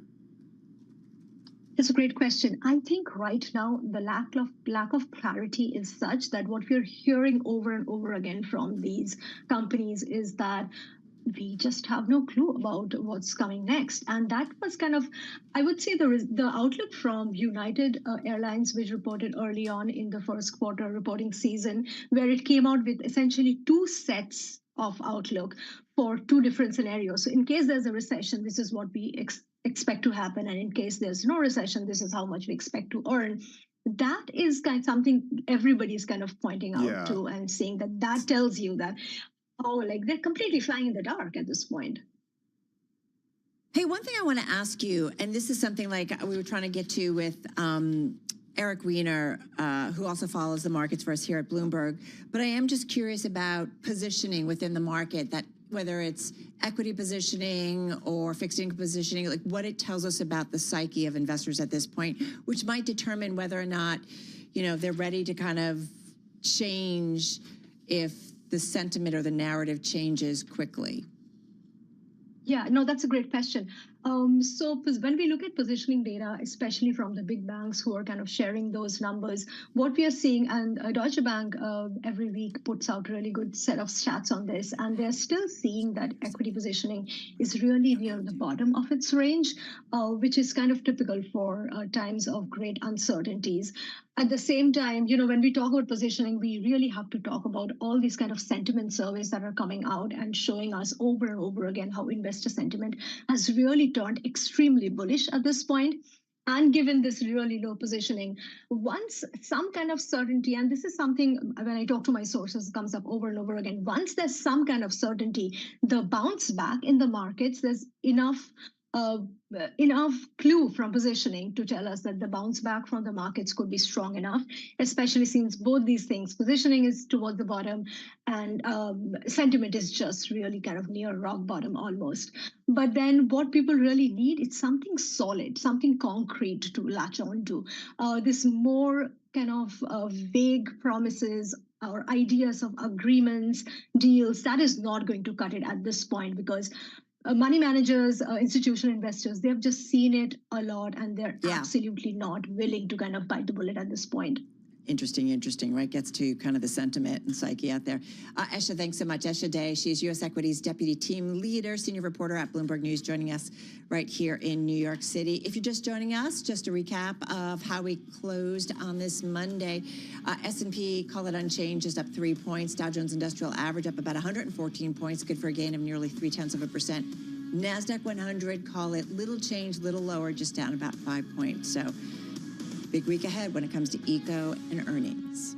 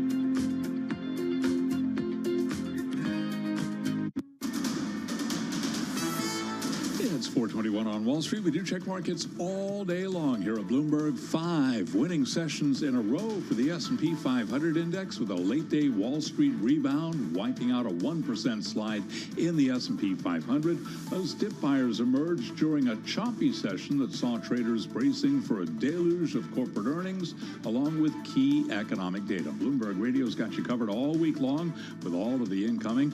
S&P up 3, ending the session at 55.28, up by about about 0.1%. Dow Industrials today up 114, up by about 0.3%, while NASDAQ fell 16 points today, down by about 0.1%. The Bloomberg Mag 7 Index, ahead of all those earnings this week, down 0.4%. 10-year 4.20%. The 2-year 3.68%. Gold up $30 the ounce, up 0.9%. Spot gold $33.49 the ounce. And West Texas Intermediate crude down 1.9%, 61.85 a barrel. After the close of trading, chip designer Rambus reported earnings per share for the first quarter that missed the average analyst estimate, and Cadence Design boosted its adjusted EPS guidance for the full year. That guidance did beat the average analyst estimate. So again, recapping, the Dow, the S&P both higher. S&P fell. The NASDAQ Composite Index fell 0.1%, while the S&P was up 3 points, up by about 0.1%.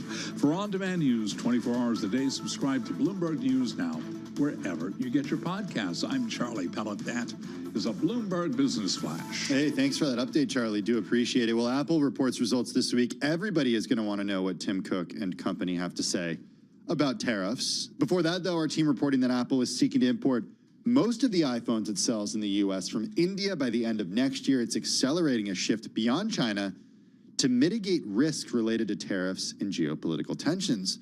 Mark Gurman is Bloomberg News managing editor for Global Consumer Tech. He's our in-house Apple expert. He joins us from L.A. Mark, the India shift is huge. The goal means that Apple would roughly double its annual iPhone output in India to more than 80 million units. People familiar with the matter said, asking not to be identified, discussing internal plans. You and the team reported that late last week. Still, that is not the United States. It's India. So would President Trump, in your view, be happy with iPhones coming from anywhere if it's not the U.S.?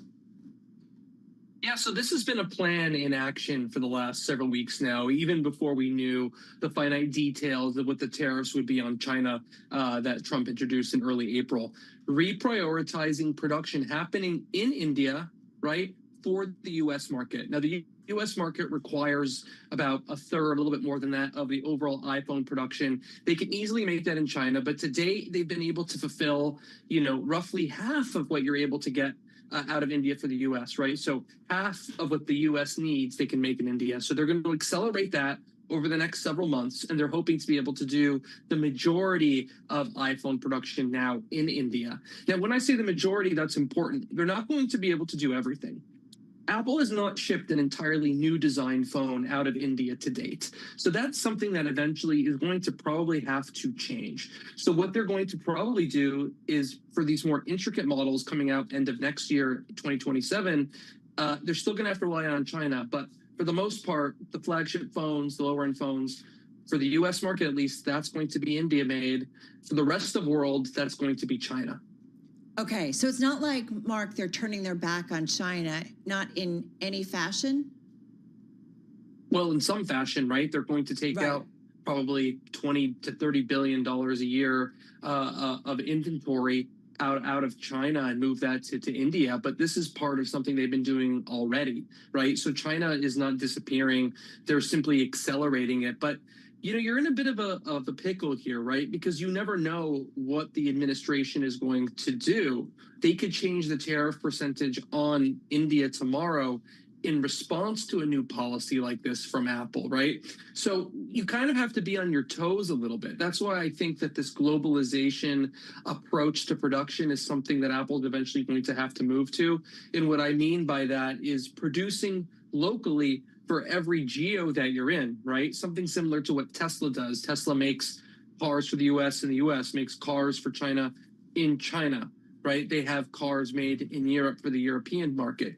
Eventually, Apple's going to have to get there too if this tariff situation sticks around long term. Does this, spreading out and maybe further into India, Mark, complicate Apple's relationship with Chinese officials and China in general? Or is it that they're going to still have a huge footprint there, and so things will be okay? I just think about the optics, the visual optics on this. We'll see, right? We'll see. It's very possible that China's upset about this and retaliates against Apple. Don't forget, China holds all the cards here. Yeah. They can shut off Apple's network access. Wow. They can shut down its ability to sell from the retail stores. They can slow roll Apple's ability to import components into the supply chain for final production. They can slow roll visas. They can slow roll the ability for Apple engineers to get into the country. There's so many things that China can do here to just absolutely disrupt Apple. So they are playing a fine line here. And I'm sure Apple is denying this to whoever they work with in the Chinese government. But this is something that's happening. I don't think it's as full bore as some have made it seem. I don't think that there's a full steam ahead effort to pull the iPhone out of China, right? And don't forget, rest of world, right? That is a significant amount. That's huge. Still multi-hundreds of billions of dollars of devices, right? Yeah. And so that's how it's going to be, at least for now. India for the US, China for elsewhere, except when it comes to new super high-end foldable models and other new designs they're doing, at least from the get-go. And when would we see those, Mark, just based on your reporting? There's end of 26, end of 27, within that 12-month period. Is that? I just want to follow, because Tim and I have been talking a lot with the EV space and just the sophisticated manufacturing that China has on just so many different levels. Is that why Apple would have to do a more advanced phone? They'd have to continue doing it out of China because they have the capabilities? The capabilities, the engineering talent, the availability of certain components, the availability of special machinery, the expertise that Foxconn has shown, particularly in China, to produce at the volumes and at the quality that Apple needs. There's a level of intricacy that goes into some of these products that can just not be replicated outside of China at this point. That's why you see things like the Apple Vision Pro. That's only made in China. That's in part because of how intricate that device is. Now, say what you will about its commercial success, but from an intricacy and technological standpoint, it's up there with anything on the market. And I think you'll find the same to be true on foldables and the like from Apple. Okay, Mark, I want to shift a little bit. We got a few minutes left with you. I want to talk a little bit about AI. Carol and I have been playing with ChatGPT quite a bit. You have documented the struggles that Apple has faced when it comes to AI. This came out in full force over the weekend for me. My son asked me a question. I couldn't answer it. I was cooking, so I couldn't grab my phone. So I asked Siri like a basic question that ChatGPT would have been able to answer in a second. And all it did, I asked the question, and all Siri did was open a web page. And I was thinking to myself, I got to ask Mark about it's like it's night and day with Apple, what Apple does with AI versus what you can get if you download something in the App Store. What's going on here? Yeah. Well, they bet on the wrong horse for AI. They've made a philosophical bet against chatbots and ChatGPT-like technology. They were too stubborn to enter this space. They didn't invest enough. They had some issues acquiring GPUs from places like NVIDIA. They didn't have the right engineering talent, the right management or leadership in place. And they missed the boat on the biggest technological revolution since the iPhone 20 years ago. So is it too late for them? Could they just go buy one of these LLMs? No. Apple could buy their way into it. A lot of this LLM stuff has become completely commoditized. No lead is safe. It doesn't matter how far ahead ChatGPT is right now. Apple could catch up, right? Apple could catch up without making an acquisition. They could catch up on their own. No, what I'm saying is that there are levers they can pull to catch up, and that includes acquisitions, that includes larger investments, that includes a lot of those types of things. But the biggest thing they have to do is make a philosophical decision of, do we want to be a true AI company? Do we want to compete in this space? Do we want to be successful in artificial intelligence? And if they make that decision, I think anything for Apple is possible, especially with their resources, specifically financially. Well, and so let's go to a story that you've got out about how they're relocating their secret robotics unit from the AI organization to the hardware division. So how does this kind of fit into it? So allowing the AI folks to just focus on AI and the hardware on the hardware stuff? They messed up. Yeah. They messed up. Their head of AI had philosophical issues with ChatGPT, with the concept of chatbots. They didn't really know this was coming. They were essentially blindsided by this technology, despite what Tim Cook has said on an earnings call a year ago. Changes need to be made. So they're breaking up their AI team. They are moving the robotics unit to hardware engineering. They can't miss on robotics now. That's going to be a big deal down the road, maybe 5-10 years. They moved Siri, which is, emblematic, right, and something, a tangible way to see how behind they are in AI, to Tim's example. They're moving that to their software engineering department. And now their AI department is basically just focused on models and improvement to underlying AI technology. And we'll see how long that AI department lasts. I would not imagine more than another year or two. Robots. You piqued my interest with robots, Mark. What's in the Apple's pipeline? working. Yeah, what are they working Yes. on? They're working on a tabletop robot. It's an iPad on a robotic arm that can move around above your desk. They're working, and that's coming. That's going to be 2027, 2028. So that's a done deal. Exploration, I would put a mobile telepresence robot that can roam around your home, something similar to the Amazon Astro. So the tabletop, that's happening. The mobile robot, that's exploratory. Now this is in the let's sit around the table and talk about it category, and that would be humanoids. I'll take it. Yeah, I'll do it. Why not?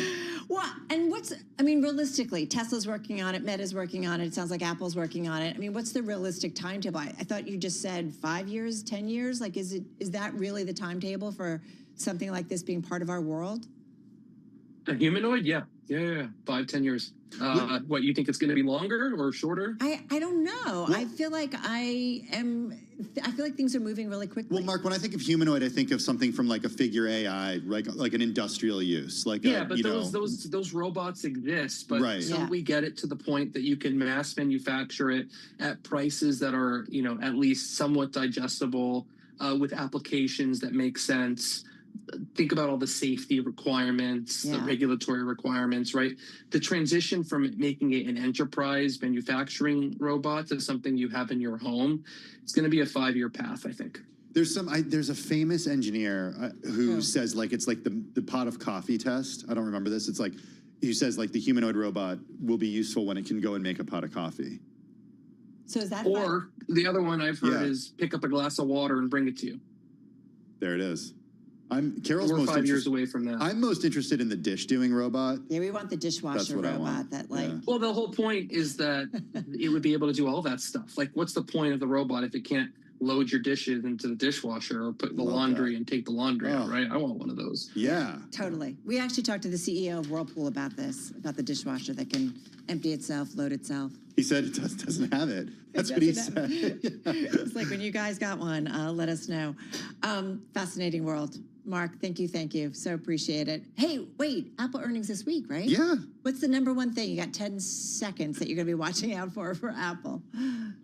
Not interested in the numbers. I'm interested in the Q&A because they're going to have a lot to talk about for tariffs and AI. Boom. Who else can do it like Mark Gurman?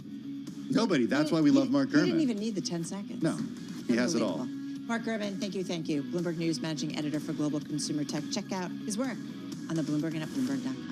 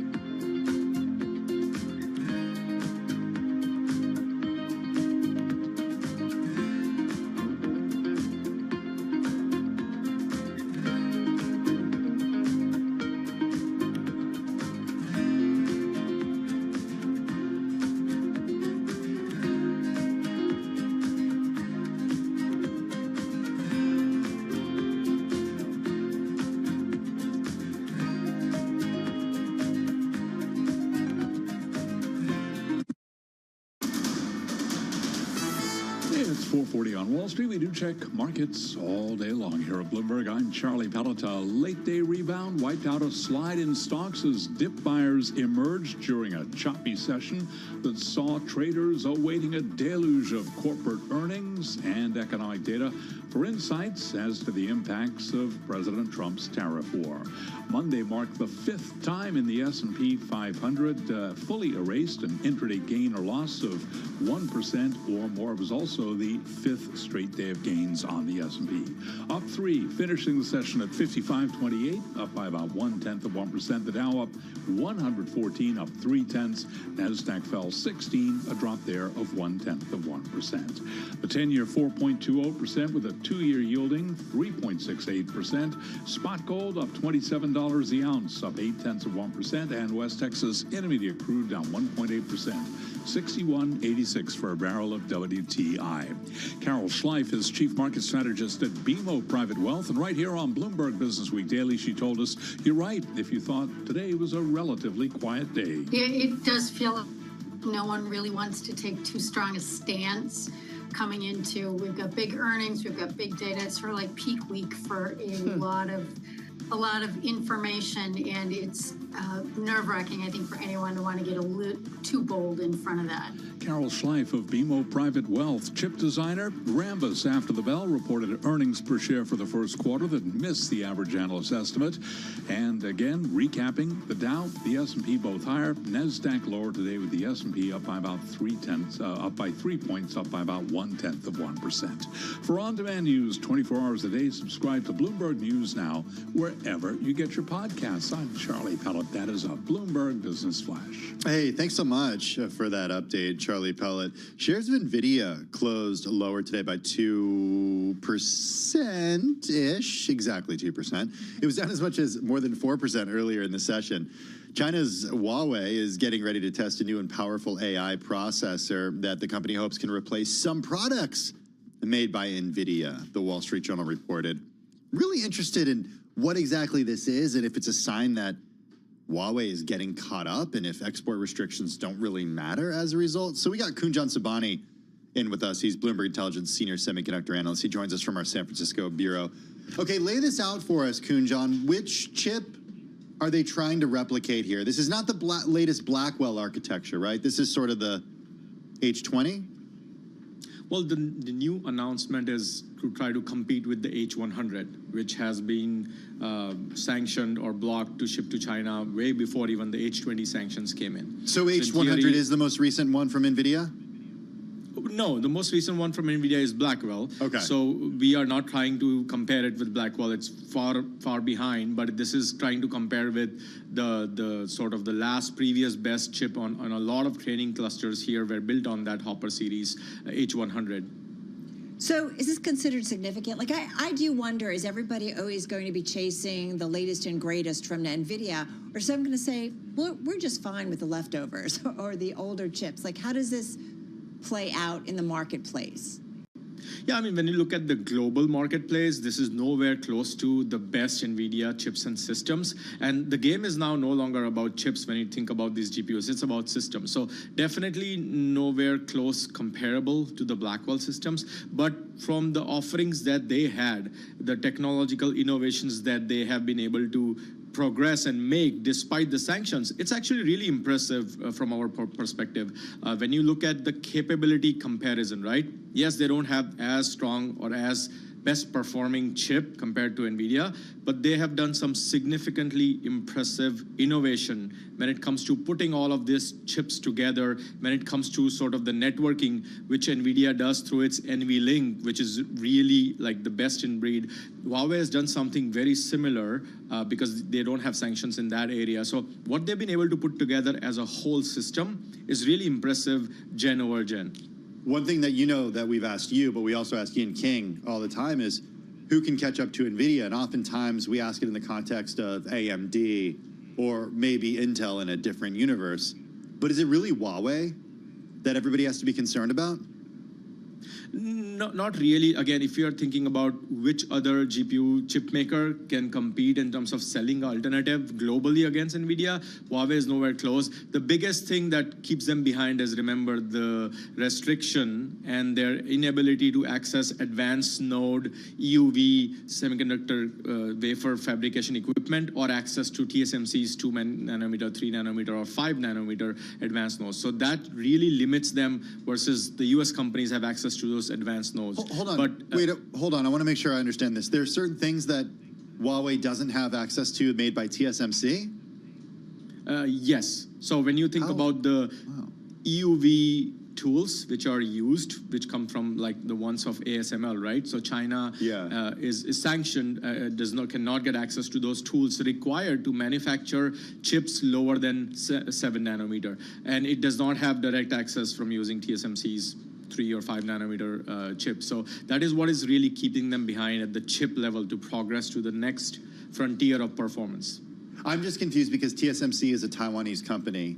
So who can tell a Taiwanese company what it can and cannot sell to a Chinese company?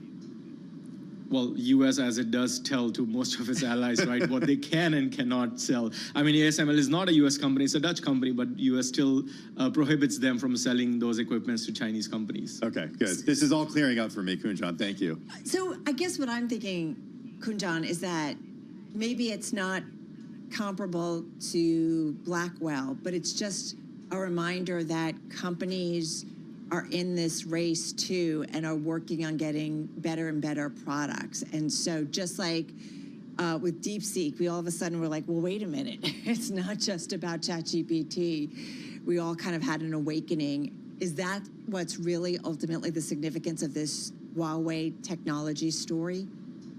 It is. I mean, look, it highlights a couple of things, right? In terms of capability comparison, they're definitely making progress at a significant rate. Like I told you about, when I talked about the way they have put together the cluster. So even though their one chip is, let's call it 1/3 or 1/4 less performance than an NVIDIA chip, but they have the capability to put a lot of their low-performing chips together to, at the end, get sort of similar outcome if they had access to, let's say, an H100s or H200s. Second key thing is, from a efficiency perspective, it is really bad. It consumes a lot more power. But at this stage in time, they are not restricted by power. They're not looking into power efficiencies like we in the West are looking at when it comes to monetization. They just want to make progress in training the next bigger models and inferencing the next biggest models. And they have continued to show that they can continue progressing from the companies like Huawei. What's the semi story that maybe isn't getting enough attention right now, Kunjan? You know this world, you and Ian King, and we love talking with you guys. And obviously there's stuff that's always in the news that we've got to track. But when you look at the sector and the industry, what is maybe the story that isn't being told as much that maybe should be? I mean, I think given all the uncertainty, and it's for justifiable reasons, right? You see the hesitancy or the volatility in the stocks. I think this earnings season, what we think most of the AI semi should remain comparatively resilient despite of the tariff and uncertainty. But I think people just don't have enough data points. So this earnings season will really set us up for the second half outlook where it will really drive the sort of sentiment one way or the other. Right now, I feel we are sort of stuck in the middle. Yeah, well, yeah, we are kind of too, right, in terms of the macro and like waiting for some of the dust to settle on so many different issues. Hey, before we let you go, Kunjan, what is the next innovation that you're watching for from NVIDIA? This is a fast-moving story.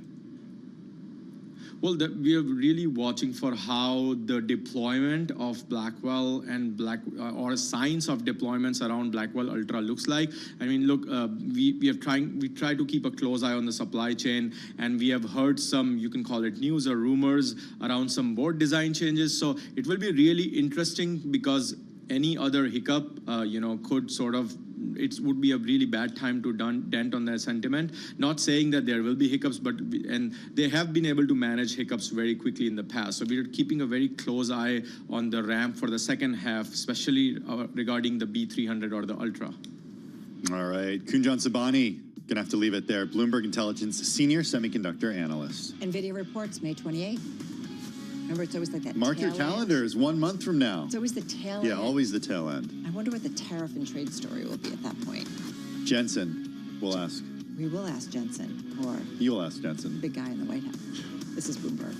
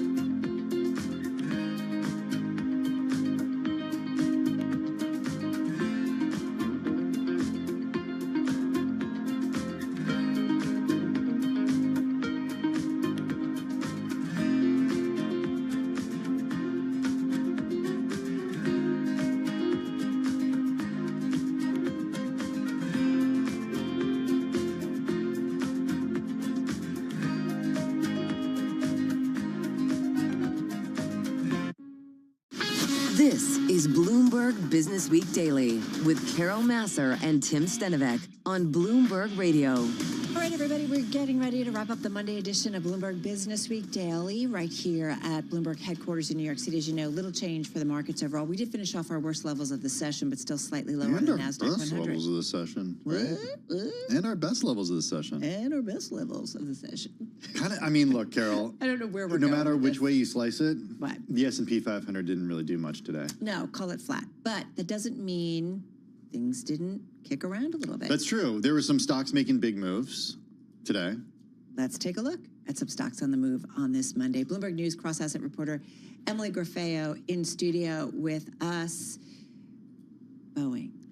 This stock has been up for 5 straight days. Cool. That's a good trend. Yeah. I actually didn't even realize that until I looked it up on the Bloomberg terminal, but it was higher today.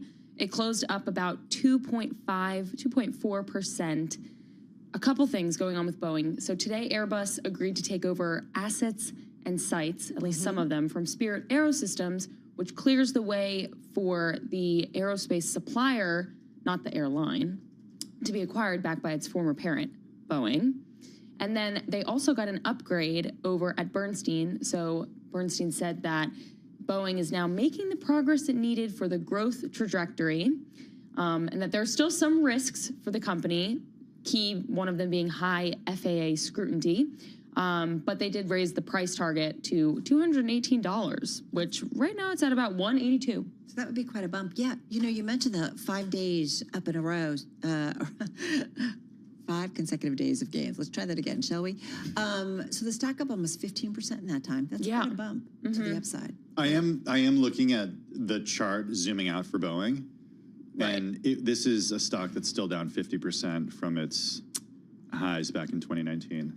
There's been so much negativity. Oh, I mean, this is a couple CEOs, multiple years. Yeah, of we're not talking being able like to get on track. big questions about the future of Serious. the company. Yeah, no question.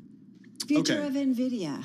Okay. How's it looking? So NVIDIA was down 2% today. However, I will couch this by saying it was following a very strong week. It was up like 9.4% last week. But today, it was underperforming the NASDAQ. The Journal reported that Huawei is getting ready to test a new and powerful AI processor that the Chinese tech giant Huawei hopes can replace some NVIDIA products. Honestly, I'm surprised the stock isn't down more. That seems like a big deal. We spoke to Kunjan Yeah. Sabani of Bloomberg Intelligence a little earlier. He reminded us that Huawei still doesn't have access to certain things, including from TSMC and from ASML. So at this, I asked him the question basically, does NVIDIA have to be worried about Huawei? And he said at this point, no. But I think it also does show, look, people are going after NVIDIA. Look over your shoulder. You're not the only game in town, especially with the export restrictions on NVIDIA and what China has been prevented from doing. And this wasn't a chip that goes after Blackwell. Exactly. This is the Hopper technology. Correct. But the point H100. was that everybody is kind of gunning for NVIDIA and trying, and you shouldn't rule anybody out in this race. Hey, I think Ian King has told us that Jensen is pretty paranoid about that. Yeah. And he keeps things moving forward. Keeps those people working big time. They work hard. I have read in reporting. So this next one, I've actually talked with their C-suite and did a piece for the CFO show that we do on Bloomberg. And what's interesting is... You did? I did. I didn't know that. Oh, wait. Didn't I? I don't know. Oh, no. I didn't do, actually. Sorry, I didn't mean to call you out, but I was like, I didn't see that episode. No, but we had the CFOs on. Sorry. Okay. We did the CFO show, but we had the CFOs on air with us. That's what it is. I'm like, you traveled to Switzerland? That's pretty cool. I have such a Monday brain today. Wow. It's so terrible. But I bought their sneakers, and my daughter was making so much fun of me. Wait, Your really? Doctor was? My daughter. Oh, daughter. Okay. Wait, they're supposed to be really trendy. Hold on. Name the company, guys. Come on. On Holding, Okay, up we're talking about 4% On today. I love them, and I love the way they sell them. Yeah. And their. Do you like? Are they comfortable, Carol? Should I get love them? them. Yeah. I think they're super comfortable. I think, well, I don't know your daughter, but I don't think she was justified in this instance. Thank you, I Emily feel like Grafeo. they're very trendy. They're very in. And that's also what Wall Street is saying. Citi raised their price target and their rating on the Swiss shoemaker, said they're one of the fastest growing brands in the athletic apparel and footwear industries. Believe it. I'm just going to throw this out there, guys, okay? Look, I don't know anything about fashion. You know that from looking at me. But Carol's daughter's pretty cool, okay? Oh, no. Cool. So okay, well, I would just what say... sneakers is she wearing, I would just then? say we should probably listen to what she has to say when it comes to I think fashion. she has the old classic. Is it the Adidas? Those are back. Everybody's The Stan Smith. Stan Smith? She goes. I think so. Yeah. She goes I from have sneaker those. to That's sneaker. cool. Yeah. What's interesting is we were on a bus in London, and there was this guy in front of us, and his wife was making fun of him for having the exact same sneaker I had, and my daughter just looks at me. She's like, "Hey."